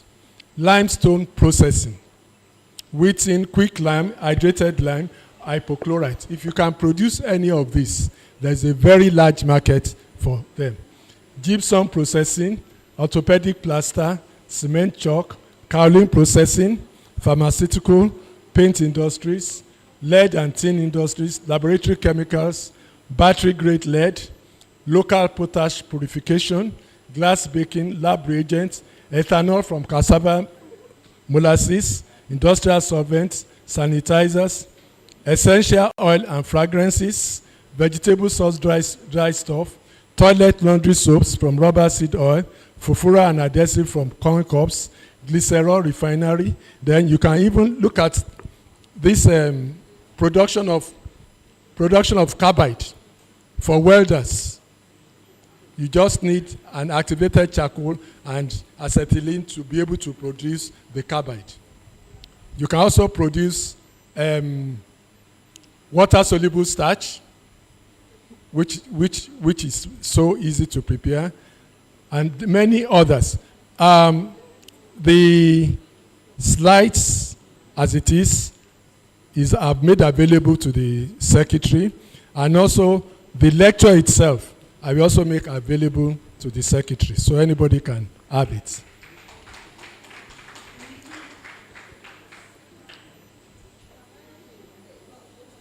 Next slide, please.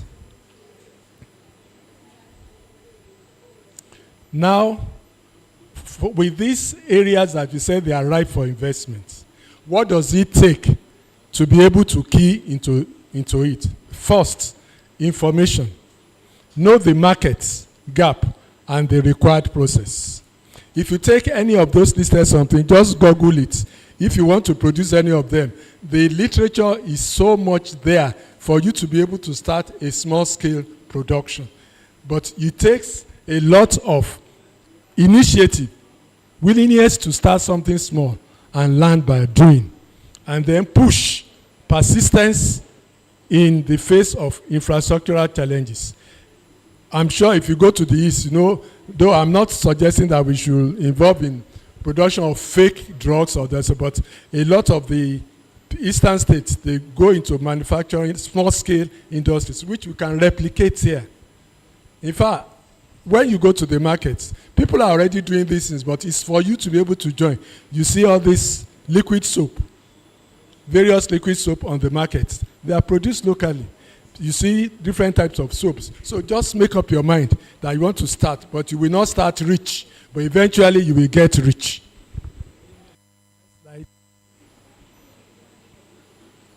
Next slide, please.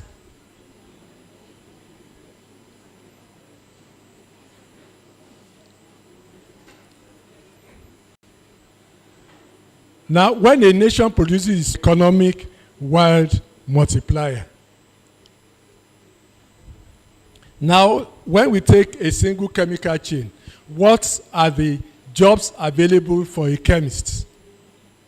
One, you can be in research and development, process design, optimization, quality control, analytical chemist, plant production supervisor, environmental health and safety officer, sales and technical support chemist, independent small-scale manufacturer, academic stroke industry collaborator.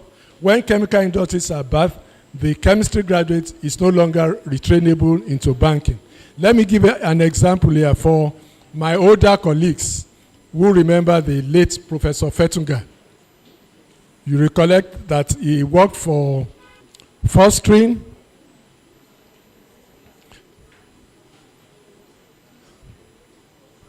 don't worry, fostering innovation through incentives, awards, and research.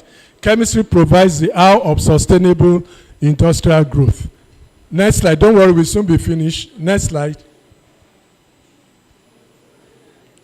Okay. Next slide. Skip this one. Next slide. Now, for clean energy and the economy of the future, we have a flow diagram, viable chemistry industry, job for chemists, innovation ecosystem, more industries, broader tax base, improved infrastructure, and vicious circle. We cannot rely on oil alone.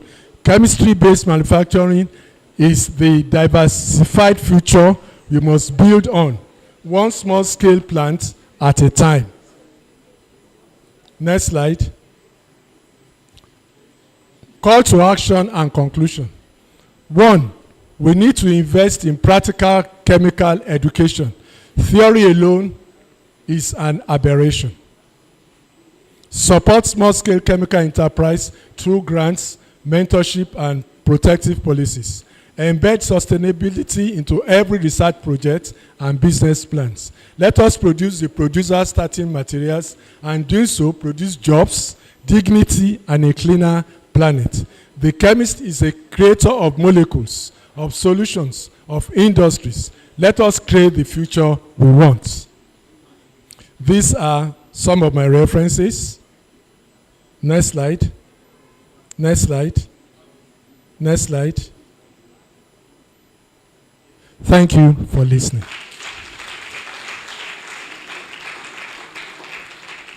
Before I drop the mic, I want to say a big thank you to the organizers of this program.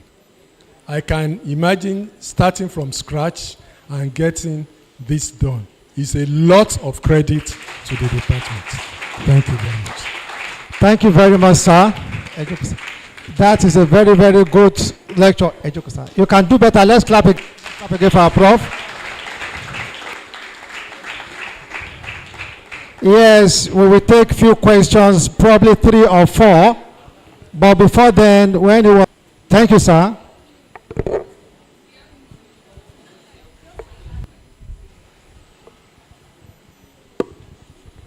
Thank you very much. Prof, thanks a lot for simple question. What of the second one, so I'll take them together.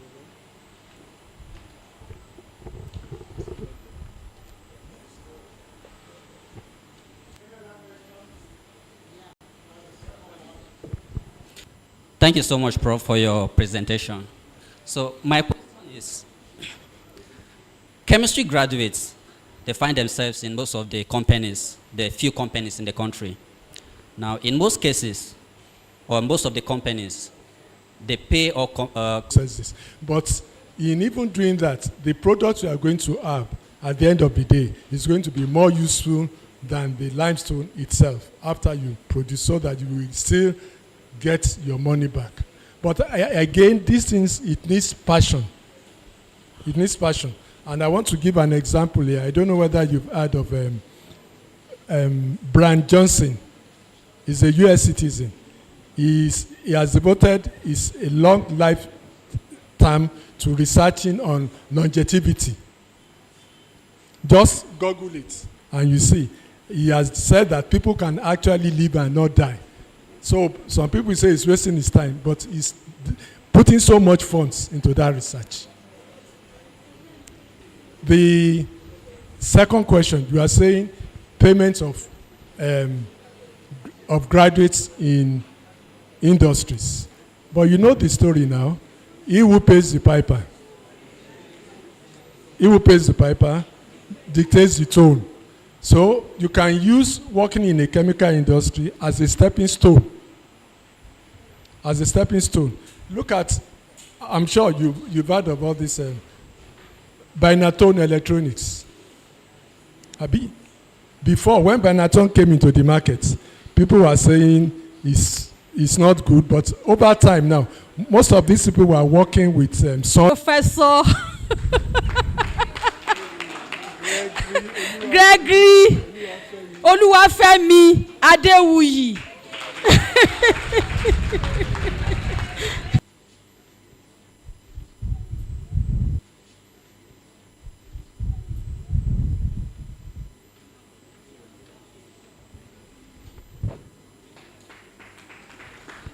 And also this plaque, in appreciation of your outstanding plenary lecture and invaluable contribution to the premier conference of the Chemical Society of Nigeria, Oyo State Chamber. Thank you. Was to converge here immediately after the launch. So, and that, not only that, immediately now we are going to go for technical session. Thereafter, we have our launch. And we will expect everyone to converge here. Then there will be a gift for the best presenter. The gift, the cash gift, is donated by one of us, Professor Oloyede. Kindly appreciate her. There's going to be cash gift for the first, second, and third. Also, we are going to physically appreciate the best presenter. Whoever comes first will be appreciated here physically. Thank you so much.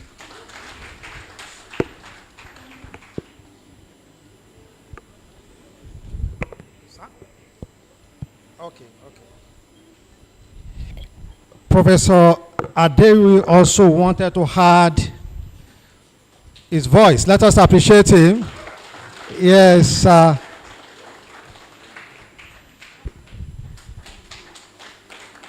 We thank God. Let's appreciate ourselves first.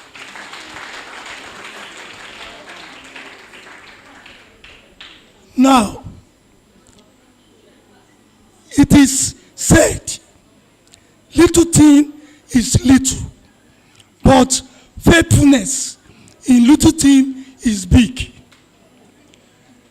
I want to use this opportunity to appreciate all professors in Department of Chemistry. Please appreciate them.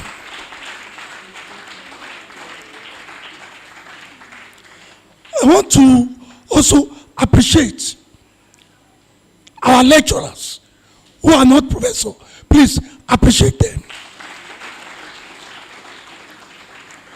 I equally want to appreciate the senior chief technologist. That is the first time that position will be given to somebody in chemistry. Joel Ajay, appreciate him. I want to appreciate all the technologies.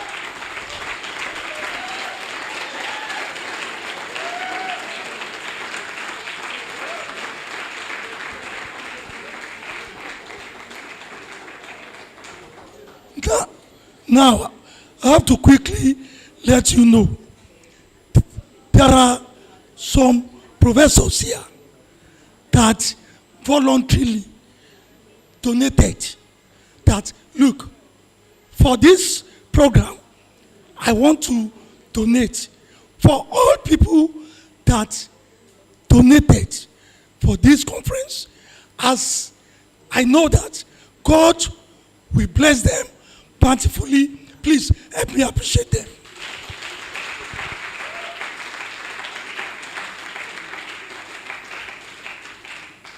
Now, Professor Loyede,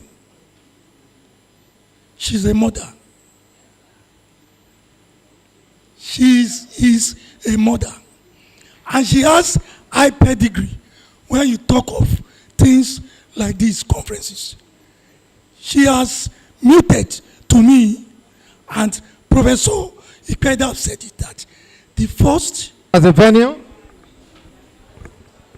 to be, I don't know, to be chaired by...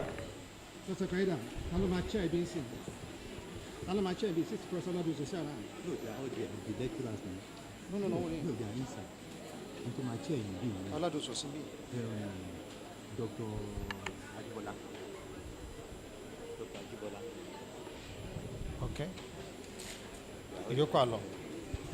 Okay, thank you very much.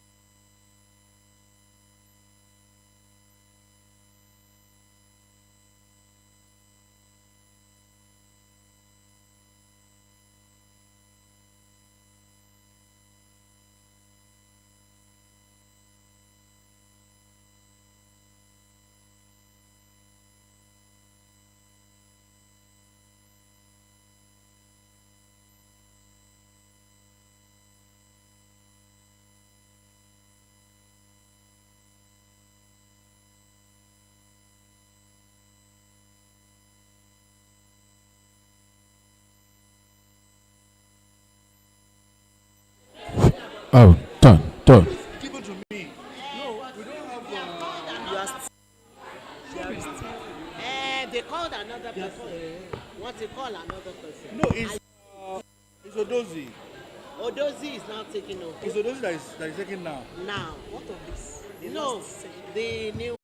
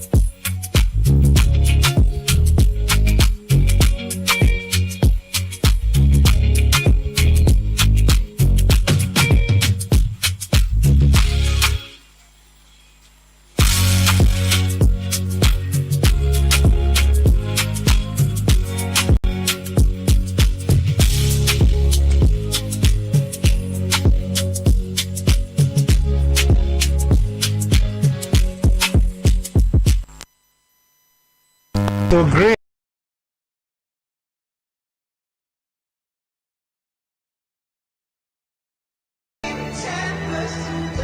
To the gardens, lush greenery.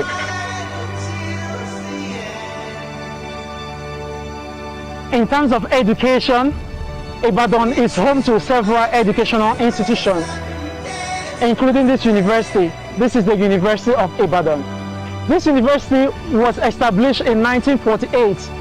This is a prestigious institution and Nigeria's oldest university.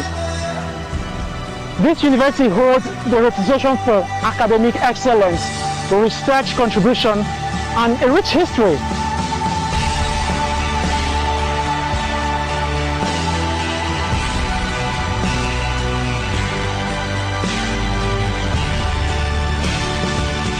This is New York, baby.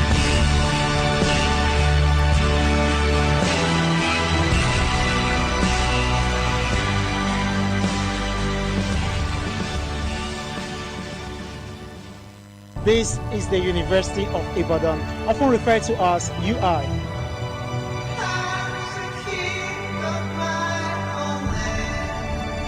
Look how beautiful it is. Everywhere so green. To the gardens, lush greenery.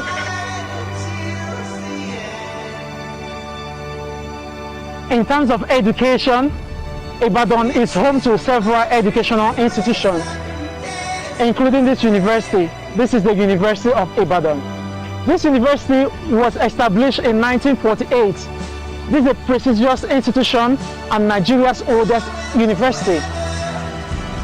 This university holds the reputation for academic excellence, research contribution, and a rich history.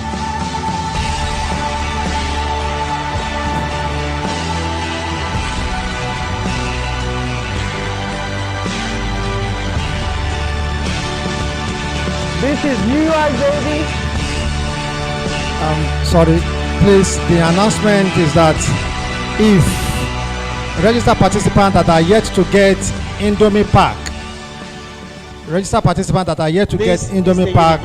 should go to registration point to collect. Thank you.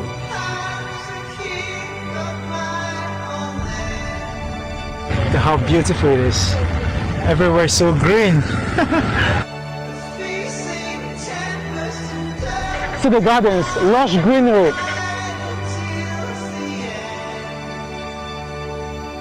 In terms of education, Ibadan is home to several educational institutions, including this university. This is the University of Ibadan.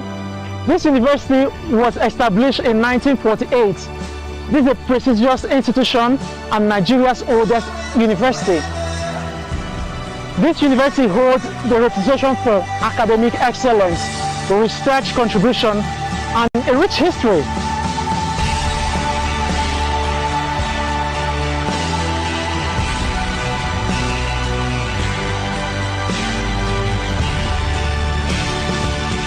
This is New York, baby.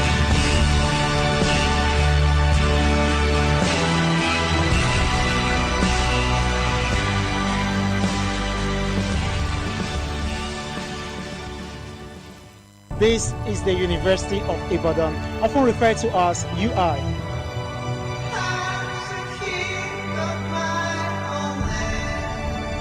How beautiful it is. Everywhere is so green.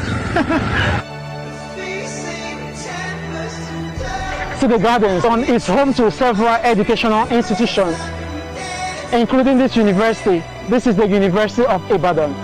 This university was established in 1948. This is a prestigious institution and Nigeria's oldest university. This university holds the reputation for academic excellence, research contribution, and a rich history.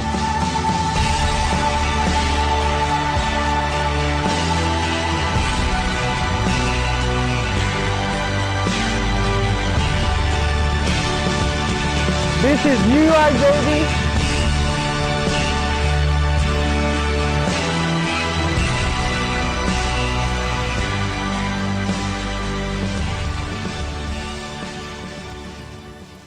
This is the University of Ibadan, often referred to as UI.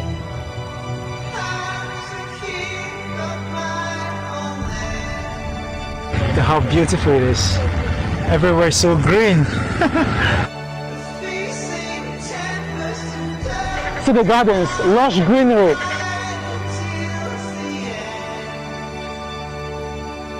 In terms of education, Ibadan is home to several educational institutions, including this university. This is the University of Ibadan.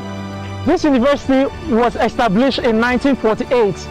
This is a prestigious institution and Nigeria's oldest university. This university holds the reputation for academic excellence, research contribution, and a rich history.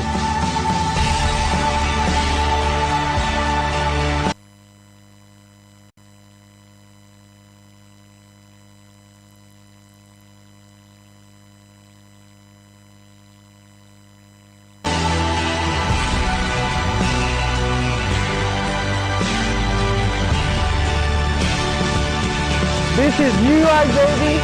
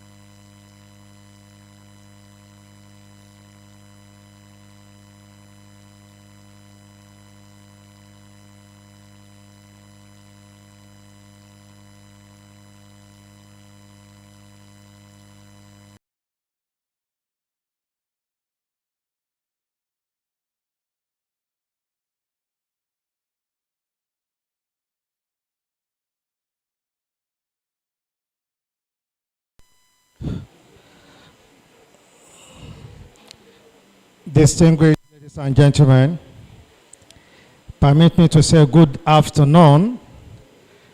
Good afternoon, all. You are welcome back to the hall to do the closing program. But before then, we are waiting for Professor Adekule to join us. In our waiting, it will interest you to know that this program was planned for within a month. So what you are seeing, the tremendous activities, is because of the chairman. LOC is highly proactive. He puts everybody on the feet, and also the entire department gave the support. Prayers, in person, like that, that's why we can achieve this. Can we please appreciate, let's clap for ourselves, ladies and gentlemen. Therefore, although the LOC chairman will do the vote of thanks, but I have the mandate, standing on his mandate, not Abuja mandate, to appreciate him, Professor G.O. Adewi, and all the institutional coordinators. We have Dr. Ihen Ifedi, UI coordinator.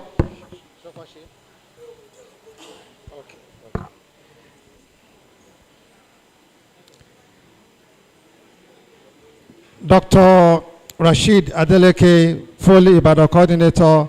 Dr. Fumilayo Okwaracha, More Plantation coordinator. Dr. Olayombo Banwo, Abiola Ajimobi, Technical University coordinator, and engineer Nkechire Eshe from FRIN coordinator, and Dr. Oluwadurotimi Akinade, Kolada IC coordinator, and Mr. Sadiq Aderibigbe, National Open University coordinator. We will also appreciate others when we take the next. The next talk is going to be on Cambridge Structural Database, and it's going to be taken by Dr. Temitope Abodoni. But before then, ladies and gentlemen, let me bring to this side of the room Professor Mary Ogudono to be the chairman of this section. Let's appreciate him. Thank you. Let's appreciate. Sorry, we've been using. Thank you very much, Ba. We want our mommies to share the last version. That's why we do that. You know, daddies, men, we have to balance it. LOC chairman, sir, when you are done, I want you to join her on this table so she won't be alone. Let me call on Dr. Temitope Abodoni. Let us appreciate her to come and give the talk on database, the Cambridge Structural Database. Over to you, ma. Thank you, sir. Yes.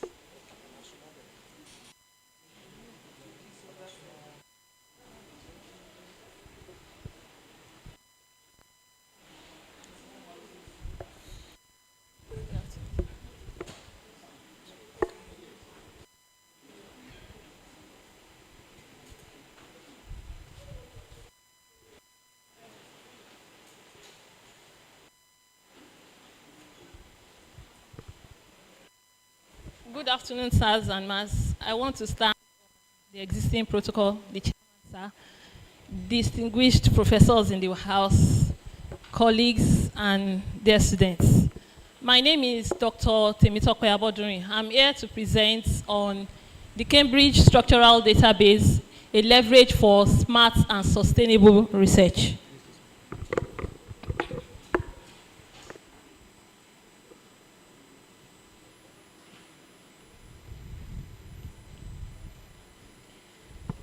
Before I start, I'm going to start with one of the quotes of the founders of the Cambridge Structural Database, and that is Dr. Olga Kennard. She said, "We had a passionate belief that the collective use of data would lead to the discovery of new knowledge which transcends the results of individual experiments. I think that the great ocean of truth is still in front of us, and that we will continue to discover new aspects of these truths. And that is what this presentation is all about. The Cambridge Structural Database is a database that is owned by the Cambridge Crystallographic Data Center in the United Kingdom. And in the Cambridge Structural Database, the CSD, it is also known as the CSD. Currently, there are about 1.2 million structures in the Cambridge Structural Database, and 45% of these structures, they are organic structures, 55% are metal organic, and you have non-polymeric structures to be 89%, and polymeric structures to be 11%. Then you have single component structures to be 58%, and multi-components. And of these structures, you have organic compounds, you have drugs, agrochemical, pigments, explosive, protein ligands. And we all know that last year's Nobel Laureate Prize in Chemistry was won by those that did work on metal organic frameworks. So we have metal organic frameworks in the Cambridge Structural Database. And the statistics is as we have on the screen. So for this Cambridge Structural Database, in the database you have solvates, you have hydrates, you have polymorphs, then you have salts, and in the Cambridge Structural Database, usually the structures in the database, they are given ref codes, and they also have families. So for this presentation, I'll be looking at some of the packages in the CSD portfolio, and they are the Conquest, the Web CSD, Mercury, Mogul, Isostar, CSD Particle, Gold, and Python. The CSD package is also known as the CSD portfolio. And in the CSD portfolio, there's the CSD discovery, there's the CSD materials, there's the particle. The CSD discovery is used for the design of new molecules, while the CSD materials can be used to assess the stability and the properties of various compounds that are in the CSD database. Then you have the CSD particle. It can also be used to analyze the various structural conformations that you have. Then you also have the CSD theory, and you have the CSD community where you can deposit, you can publish, and you can also visualize the materials. So in the CSD, there are also various subsets. I said that we have over 1.2 million structures, and we have subsets. The COVID subset is there. So if you want to search for anything that has to do with COVID-19, you can easily search. You have the drug subset, you have the morph, then you can also search for compounds based on their atomic displacement, and that's the ADP. Then you can also search for best representatives and polymorphs of various molecules. So these subsets can be used for various things, and for the subsets, you can also search based on the ref codes that are present in the subset. So we are going to be looking at how we can use this CSD to search for structures. In using the CSD to search for structures, the CSD portfolio has the Conquest, the Web CSD, and the CSD Python. The CSD desktop, that means that if you install the software for the CSD, you can install it on your system. So you have access. And usually for the CSD, they update the data twice in a year, in March and in November. So every March and every November, they update the database. But you also have the web browser. If you don't want to download the package on your system, but you also still want to search, there is the web version of it. That means that you can only have access to it when you are on the internet. So, and you also have the CSD Python. The CSD Python is just like the Python programming language. It allows you to be able to search based on your own parameters that are not included in the graphical user interface. So for the web searching, for the CSD, using the web CSD, you can access the structures using the identifier or the deposit number. Sometimes when you see articles, you see the CCDC and there's a number in front of it. So using the web CSD, you can use that to search. Then the web CSD is also linked to the ICSD. The ICSD is the largest inorganic crystal structure database. So it is also linked to the web CSD, so you can access the structures. Then if you have the licensed software, it also gives you opportunity to be able to look into more of those molecules. So the web CSD, the interface looks like this. You can use the DOI of the article to search. You can use the journal. You can use the publication details to search. Then you can also search based on the unit cell parameters. For those of us that are doing crystallography, you know that you have the unit cell parameters, your A, B, or C, or the angles. So you can search using the unit cell parameters, and you can also do your structure search. Doing your structure search, you can draw your structures, and you can also search using the formula. Then when you access the structures using the web CSD, the results you get, they are downloadable, and you can also visualize it, and it also gives you the article in which that structure was published. And aside from that, it can also give you the different methods of viewing. You can view it in ball and stick. You can view it in polyhedra. Then it also gives you a link or a reference to which you can search for it. So, and you can also search for it when you use the web CSD. It also shows you the journal, which the molecule or the compound that you are searching for has been published. Then it gives you the structure. You can view the structure, the space group, then some of the information like the compound name, then the synonyms. You can have it in the web CSD. And you can also download these structures on the web CSD. So these structures, they are downloadable. And you can also get the C files. The C files is your crystallographic information file. So you can also get it using the web CSD. Then from the C files also, you can also get the structure factor data. When a crystal structure is solved, you also have to validate the structure. So the information also can be available when you search using the web CSD. So you can also search using your conquest.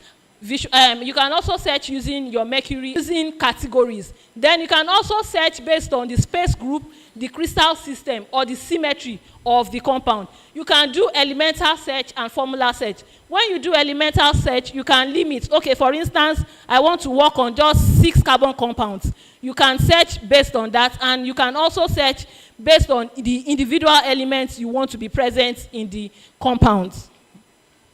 So the Conquest GUI looks like this. So you can draw, you can search with the author journal, the name class, the elements, and so on. So when you do that, it also gives you the number of hits.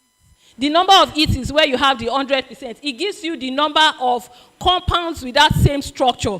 And sometimes when you search for metal organics, for instance, it will give you the ones that have the organic structure and the other metal or other elements that are attached to it. So using the Conquest, the GUI will also give you the publication for each of the compounds that was found in the database searches using your Boolean search. So you can use your Boolean searches using your Boolean search. So you can use your Boolean search to narrow down or to do so many things to store. Then you can also store and search using the Conquest. Then you can also manage your hit list and see the interaction between the different searches that has been made. The Conquest also allows you to create your own templates. Using the interface, you can use the existing templates, and you can also the existing templates, and you can also create your own templates. When this has been done, you can customize your search based on the conditions parameters that you have used to do that. Then this is what the result looks like. So after doing that, the Conquest also allows you to be able to visualize or analyze the data that you have obtained using Mercury. Mercury is another software package in the CSD. So it allows you to be able to visualize and analyze each of the compounds that were formed. So we are going to also look at visualizing and exploring structures. To visualize and explore structures, we can use Mercury and we can use EMS. Mercury and EMS also belongs to the Cambridge Structural Database. EMS is used for macromolecules and protein ligand interactions, while your Mercury is designed for small molecules. So you can combine those, and you can use your own file, and you can use the existing files that are already in the database. The Mercury can also be used to visualize structures. Then it can also be used to gain new insights on structural knowledge and to create high-resolution images or 3D images for publications. So we are going to be looking at the Mercury interface. Looks like this. You can load your own C file, or you can use the ones already existing. If you have searched and the compound you want to use is already existing, it will show you.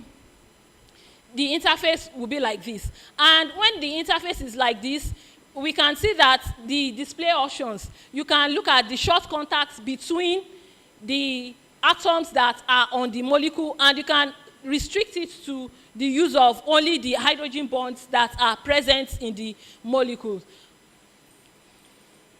So, and for Mercury is good for visualization, and that's because it can allow you to view the structures using various forms. You can use your wireframe, you can have your stick diagram, you can have your ball and stick, you can have your space view, your ellipsoid, and your polyhedra. All these have their own settings which you can adjust as it suits you. Then you can also, Mercury also allows you to be able to visualize using a particular centroid or a particular plane. And it can also allow you to view the packing of the crystal structures. And it also allows you to be able to look.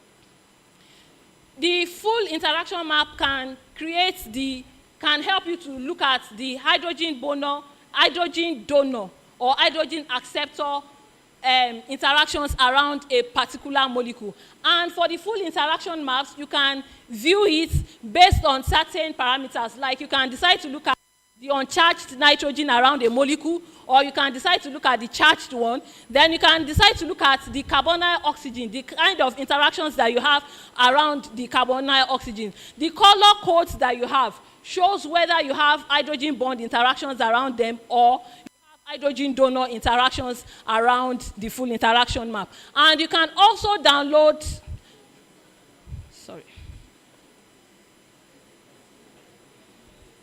you can also save and download whatever you want you to be able to carry out aromatic analyzer. When you carry out aromatic analyzer, you can look at the scoring, the quantitative scoring of aromatic interactions that you have on a molecule. And it also allows you to be able to look at the geometry of the molecule, and you can also assess. The aromatic analyzer is based on the ANN, that's your artificial neural network, and it is trained against your DFT calculations. And that is why you can have the parameters for scoring that you have for the aromatic analyzer. And it also helps you to be able to look at the various pi-pi interactions that you have in a molecule. For your Mercury, it also has a crystal structure, and I have the powder pattern. I can ask it to look at similar compounds and superimpose it so that I can compare them. Then for the powder patterns also, it also helps you to be able to look at the different conditions that you have for the powder patterns. Then it also allows you to look at the bond representation. Another thing about the Mercury is that it can help you to look at the crystal packing feature of each of the molecule that you are looking at. When you talk about the crystal packing feature, it can help you to see the non-covalent interactions that you have, the pi-pi interactions, the hydrogen bond, then the short contacts that you have. Then it also helps you to be able to see the spatial or geometric arrangement of molecules in the compound. Then for those of us that are working on metal organic framework, the Mercury allows you to be able to explore voids. If you have a compound and the compound is porous, there's the feature for calculating your voids. It will give you the volume, and it will also give you the percentage void that you have in your compound. Then it can also give you the solvate volume. For those of us that work on complexes, sometimes you have your hydrates or you have your solvates. It allows you to be able to calculate the volume of solvates that you have in such compounds. Then you can also analyze your interactions. You can analyze your interactions using your Mogul and Isostar, and you can also use your CSD materials. For the analyzing of the materials, you have the validation, you have geometric validation using your Mogul. For those in organic, we know the importance of stereochemistry. So you can use the Mogul analyze the stereochemistry of a particular compound, and it will allow you to be able to know the interactions and the percentage that you have. Then the Mogul also helps you to be able to know the bond angle, the torsion fragments that you have for each of the compounds. Then the Mogul interface looks like this. Then I already mentioned earlier that it can help you to analyze the molecular conformations that you have. So you also have your Isostar. Your Isostar helps you to be able to look at the protein ligand complexes that you have. It also helps you to look at the interaction distributions using a scatter plot. Then for the Isostar, it helps you to be able to know the interaction between the structures and the particular groups that bind to protein ligand residues. So the CSD materials helps you to be able to look at the crystal packing. Then you can use the hydrogen bond propensity and statistics to know the hydrogen bond optimum that you have for each of the compounds that you have. And for those of us that are doing pharmaceutical chemistry, we know that the particles of our pharmaceutical APIs, they are very important because they determine solubility and stability, and they also determine the efficiency that we have. And so we can use our structural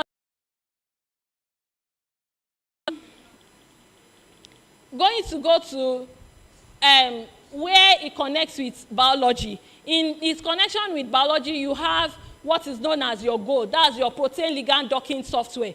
The protein ligand docking software can be used for virtual screening and optimization.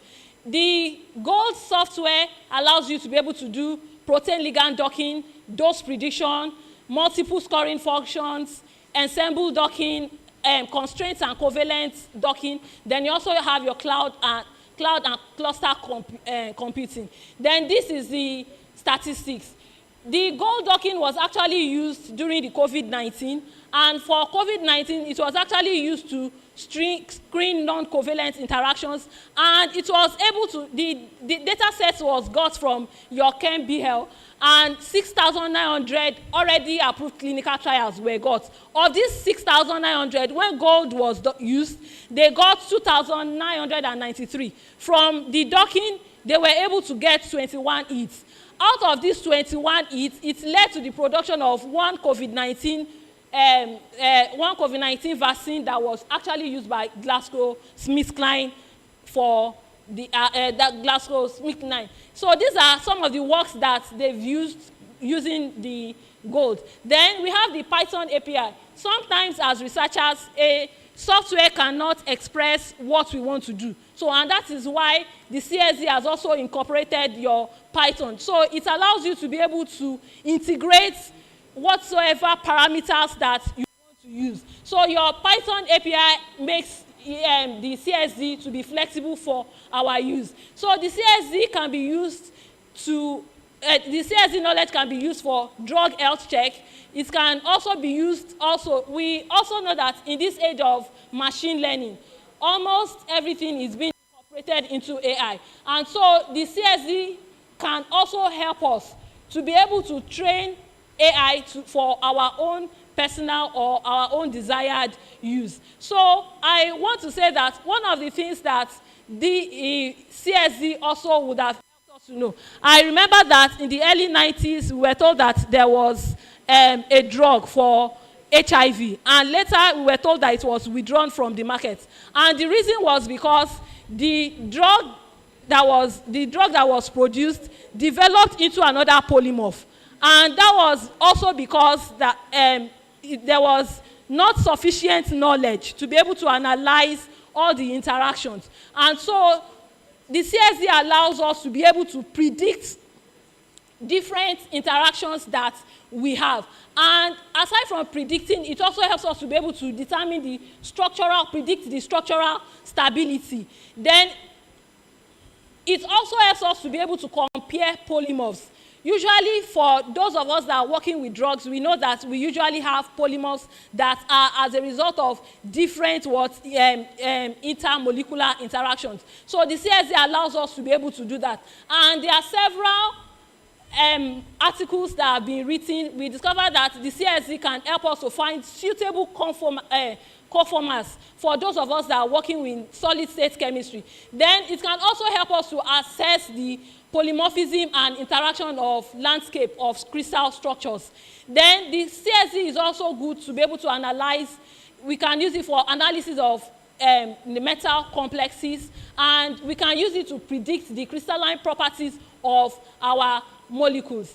I also want to encourage us that the CSD also has a deposition service. That means that when we have compounds and we're able to grow them into crystals and the crystals have been solved, we can deposit it with the CSD. And when we do that, it allows us to be able to have access to reliable data, and it also identifies us as contributors to the CSD platform. And it also helps us to generate validation reports. And when we look at it from data to publication, sometimes we see publications and we see them writing CCDC and a number. That is the code that was given for a particular molecule that was deposited with the CSD. And you can also explore more. The CSD have not exhausted everything the CSD has. The CSD also has and it also has ISOSTAR, which we can also go and explore on our own. And the CSD also has a teaching and learning platform where we can also get materials. For instance, I'm teaching symmetry. I was able to get materials for the teaching of symmetry. So they have education materials which we can do. And from time to time, they also organize webinars on particular interesting fields of interest. Then what you can do, you can have access to the CSD by obtaining your CSD license. Your CSD license helps you to be able to support research, helps us to be able to use responsible data and publication guidelines. So the CSD license is actually not free, but there is a program. It's known as the Frank Ellen's program, and it is also open to those of us that are in Africa. I think I came across the CSD first time when I attended a training and workshop on crystallography in Cotonou in Benin Republic. And that was the first time I came across the Conquest. And so we can also apply for institutional license. When we apply for institutional license, it is a 3-year license, which is renewable. And the only thing that it will be tied to the IP of the institution. Usually the license is tied to the IP. That means that anybody that does not have the institutional email cannot have access when they have given us the license. And the license is usually campus-wide. And they have, like, you can have 250 licensees on it. So, and the only thing they request from us after giving us the license is we should acknowledge them when we use them. And at the end of the year, they usually request for the publications that were done and where the CSD was used. So I want to thank you for listening. Then before I go, I know that Isaac Newton says that if I have seen further, it is by standing on the shoulder of giants. I want to appreciate everyone. I want to appreciate my institution for giving me the opportunity. I want to appreciate the Chemical Society of Nigeria that has also given me the platform to present. And I also want to appreciate the Frank Ellen's program because I know they've been giving me license since 2021, and the CCDC that has also allowed me to use their materials. Thank you very much. Thank you very much, Dr. Maybe you hold on if you have people that have questions for questions. If you have questions, just signify. Okay, 1, 2, 3, 4. What to lose can't. 1, 2, 3, 4. Thank you very much for your presentation. So my question is about the license. If my institution does not have an institutional license, does it have a private license for individuals? And you mentioned, when you talked about the institutional license, you didn't mention any costs. How much does it cost to obtain the institutional license? Then for individuals, is there a free version also? Does it have like a trial version for few months or something like that? Then again, from the structures that you showed during your presentation, most of them were inorganic complexes.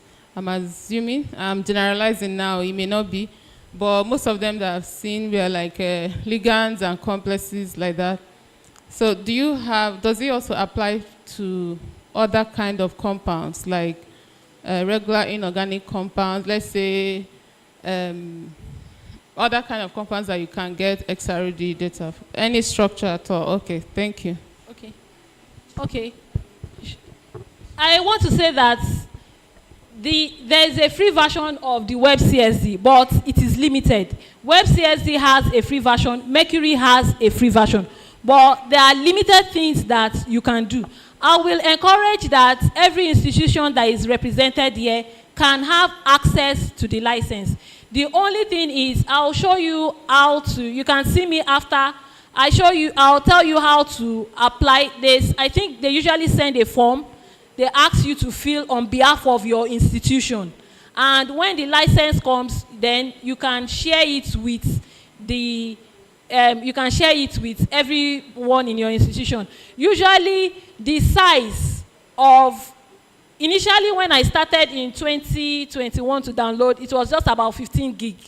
But as of today, I know it's almost 50 gig to download the database. I said it's a database, and it has over 1 million structures. So it's fairly large. So you can also, I want to encourage that when we have our e-libraries, we can install it on the e-libraries, on the systems in the e-libraries, so that students can have access to it. You mentioned earlier that are there other compounds? The CSD is actually for metal, for organic and metal organic compounds. There's another database, that's your ICSD, that also contains your inorganic, for instance, your silicate structures and so on. You have another database which you can also apply for a license to use. Then the license, I said, it's not free, but the Frank Ellen program has a grant that pays for the license for those of us that are in Africa, Asia, and the Pacifics.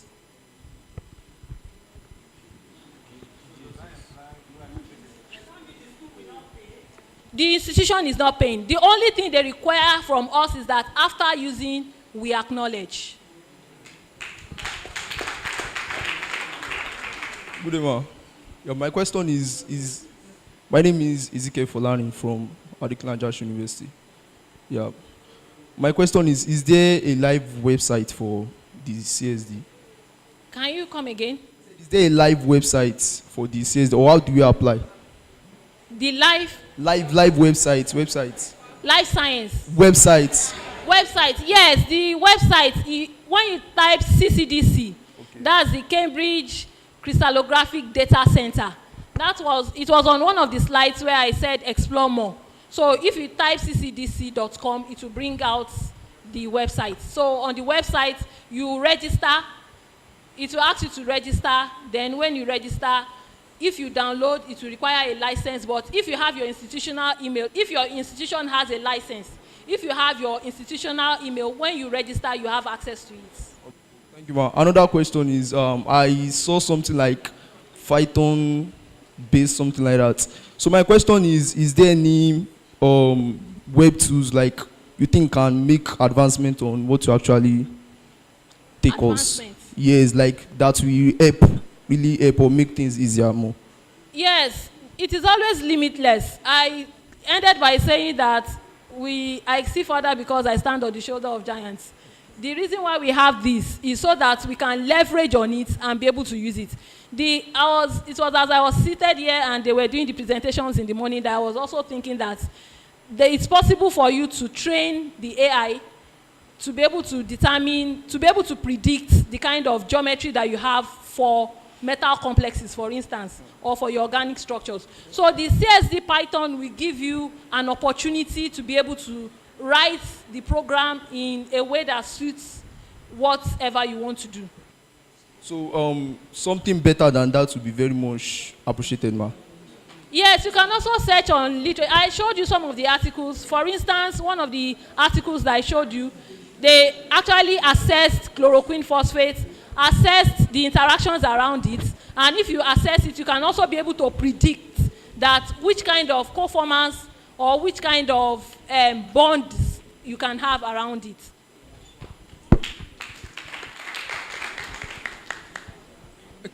My name is Yakub Lukman Omeza. I have 2 questions as part of the limitation of this CSD. Okay, the first question is that it can determine crystal structure experimentally. Why not purely theoretical or computationally? I mentioned earlier that it also makes use of your artificial neural network. And when you also talk about the CSD, they are making use of computational scientists. Because if you have a software that can help you to generate data, it means that they are making use of computational. So they are making use of computational. And I said it can also help you to predict. So you can also tailor it to your computational studies. You can use your gold, and you can also use some of the other interactions. Like I mentioned, the isostar can help you to look at the interactions that you have. So when you are talking about theoretical, there's also the part of the use of CSD to be able to achieve your theoretical assessments. Okay. And the last question is that, why is it limited to small organic or organic matter framework? And when it is large, it's like it failed for large. Question? Thank you. I know most of our students will be interested in this because of the shortcut. Thank God you can't use it for large molecules. So go to the lab and synthesize. Thank you very much. You want to say something? Okay. I want to say that even if we want to use it, I remember that while I was doing my own PhD, I was actually searching for a novel ligand to use. So the CSD is going to be useful for us because you can search the database to know the already existing ligands. Then you can play around the ligands. You can change the molecules that you have around it to check whether it's going to be novel.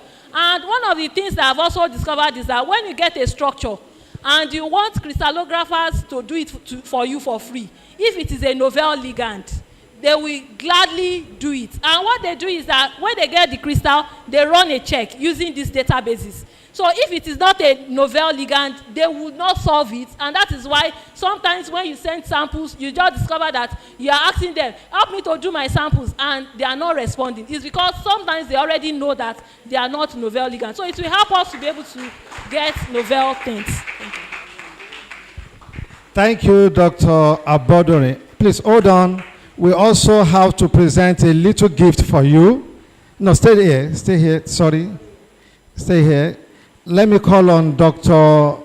Olatunde to present her the gift. Thank you very much, Dr. Temitope.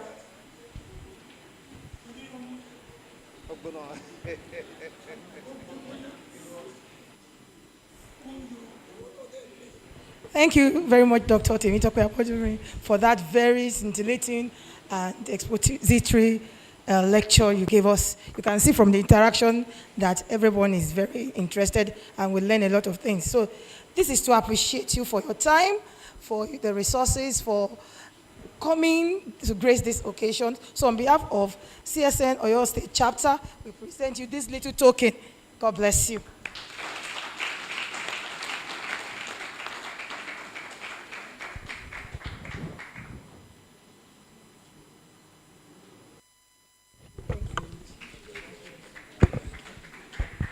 Thank you very much. We know in other time that Professor Adewi stylishly gave the vote of thanks, but sincerely, we just have to appreciate the following committee, the Finance Committee and sponsorship that was led by Dr. Alimat Alabi. Let us appreciate them. They did a very good job. Aside the registration fee, we have 20 donors on list that we can record. We know we have a lot of them that did donation for this program. Let us clap for them as well. Also, the Logistics and Venue Committee that was led by Dr. Nena Odozi, they did well as well. Oh, sorry, the LOC said the chairman of those committees should stand up. Chairman of Chairperson. Thank you. That's Dr. Odozi. She have done well. And Dr. Alabi, is she in the house? No. Okay.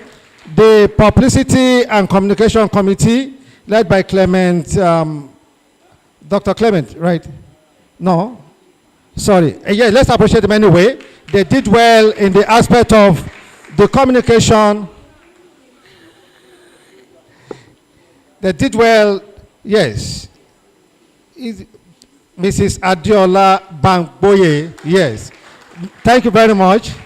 That's the chairperson for that. And also Dr. Eugene Osokia, that's the chairperson in registration. Also, they did well. Let us appreciate them. We'll be eating very well since yesterday. That's the work of welfare. Dr. Bimbola Latunde, you did well as well. Yeah. You can see the size of chicken on that rice. Let's clap for her again. And finally, the IT and media with Technica, Dr. C.O. Ajiboye. Thank you very much. We appreciate you all. Okay, we have to appreciate everybody. You said the other time that Egunla Luma Keyibale. I'm coming to you. But before getting to your stage, Dr. Ikayeda is here. We appreciate Dr. Ikayeda. Professor Ikayeda. Sir, pardon me, sir. Pardon me. Yes, Professor Ikayeda is the vice. That's why the LOC chairman said I have to say something, because he is the one deputizing as the vice to him, sir. Pardon me for that. And then finally, the LOC chairman, the highly proactive man that put all of us on our feet. He have done well. You know, you say, when the Yoruba said,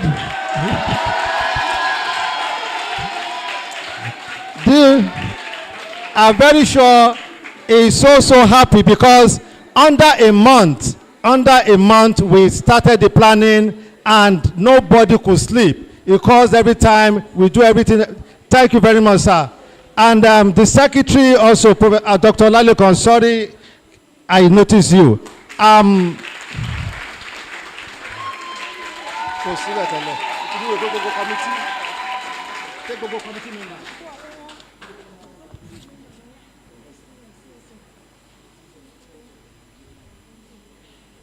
I'm sorry, I don't want to take query. All the executive member of CSN, right from the chairman,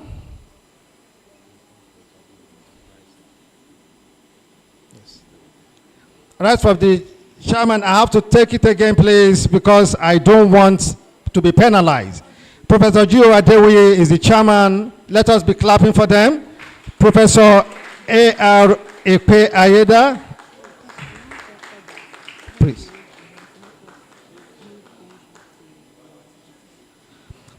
Okay. Dr. Temitope Olalekon, that's the secretary. Dr. Alimot Alabi, the treasurer. Dr. Fumilayo J. Okwarocha, the Financial Secretary, and Dr. Onyechi Ohu, the Woman in Chemistry Coordinator, and Mrs. Adeola Bangboye, Public Relations Officer, and also Mrs. Christina Olalude, Assistant Secretary to CSN. Thank you very much, ladies and gentlemen. I've recognized Mr. Sadiq Adedibigbe as Election Officer the other time. We still recognize you from Open University. Now, the best poster or the best presentation gift will be announced by the LOC chairman. Then after that, the chairperson for this will close down the program, and we will now read the national anthem from reverse. The LOC chairman, sir.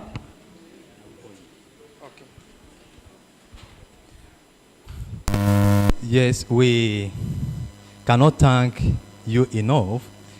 The students all done well, and we assess all posters on certain criteria, which I'm going to mention, so that you will not be thinking there is mogo somewhere.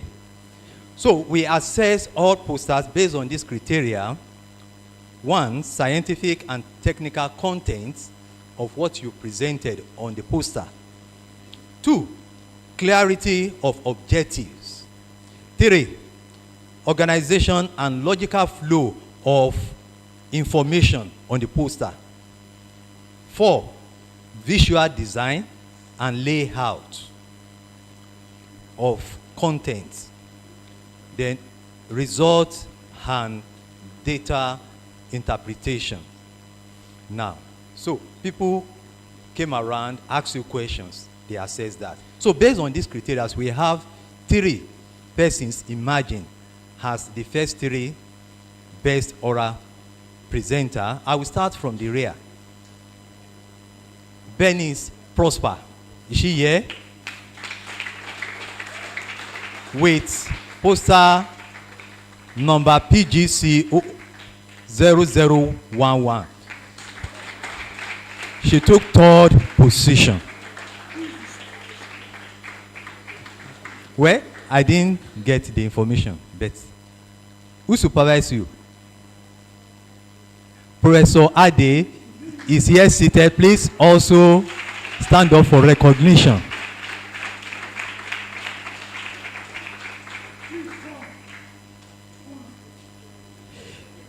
Cash award, a token, will be given to her.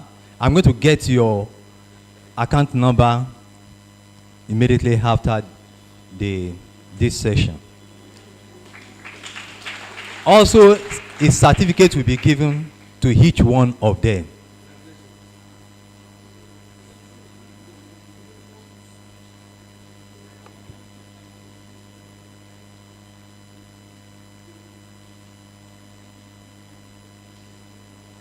Thank you.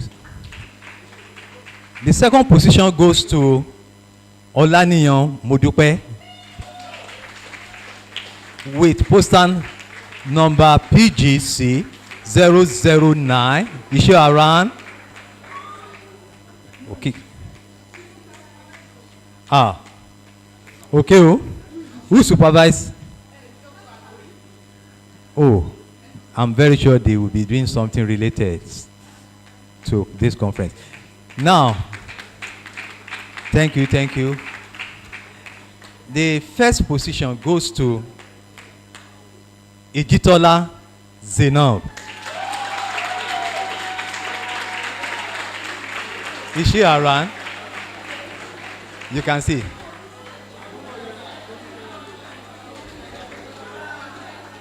When you are informed that you should be here, second position. Olaniyan Modupe.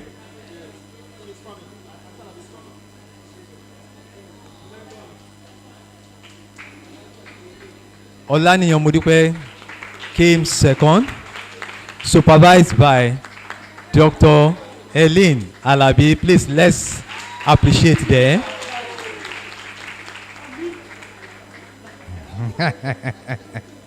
So, I'm going to get your account number Hmm?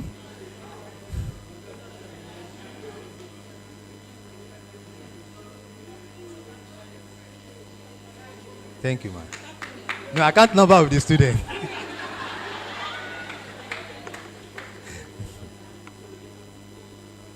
Okay.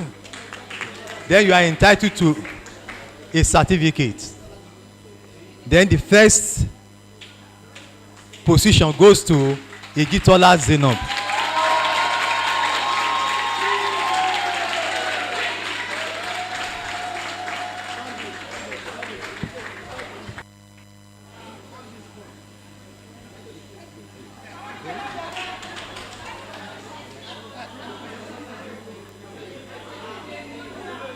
I have the honor to invite Professor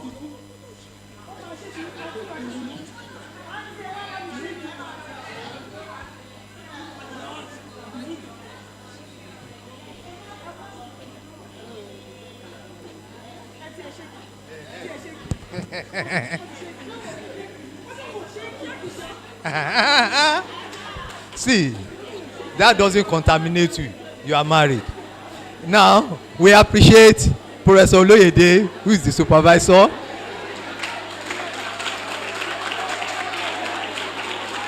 Let's appreciate them.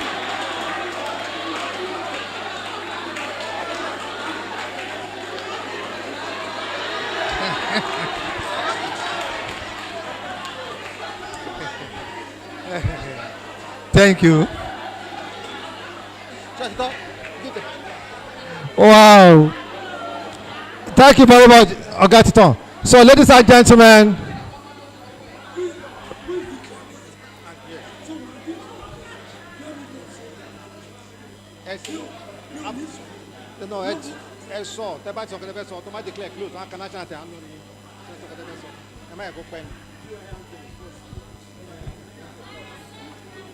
Now, our certificate, they are not ready now because we need to sign, right? And since we have your contact, we will get in touch to every participant, right? So we will inform you how you will get your certificate through the platform. Thank you.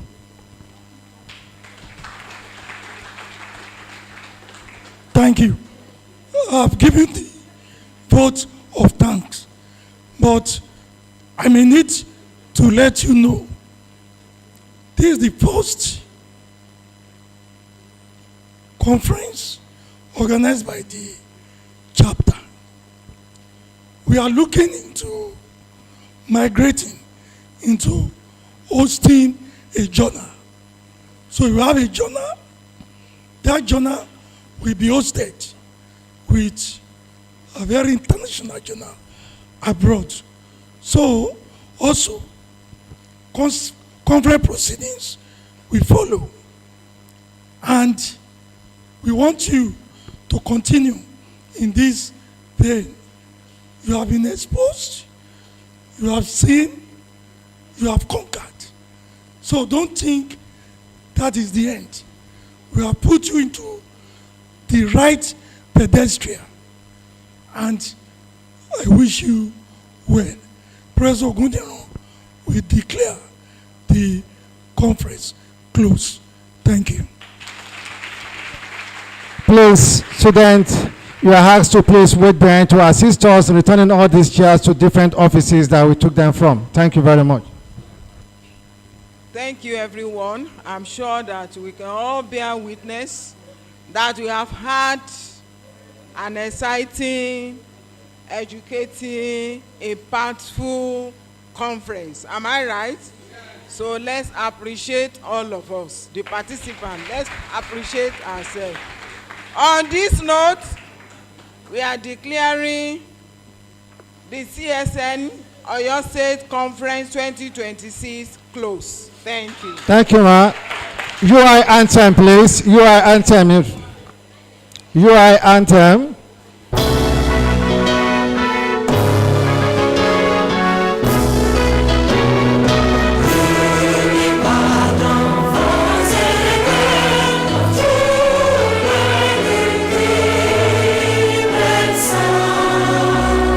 Soothing spring for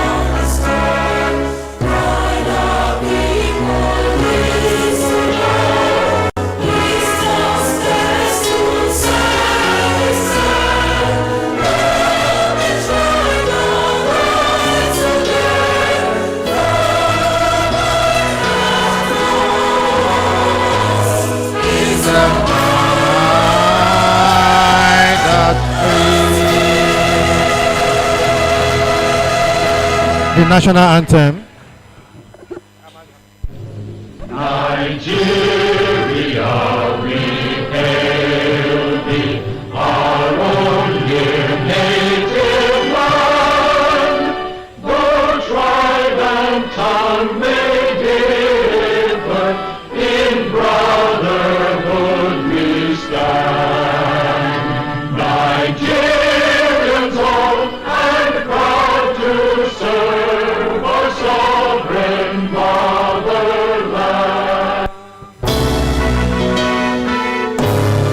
Thank you. Thank you. Thank you very much. See you next year. Please, students, help us in moving all these chairs back to the respective offices. Dr. Ife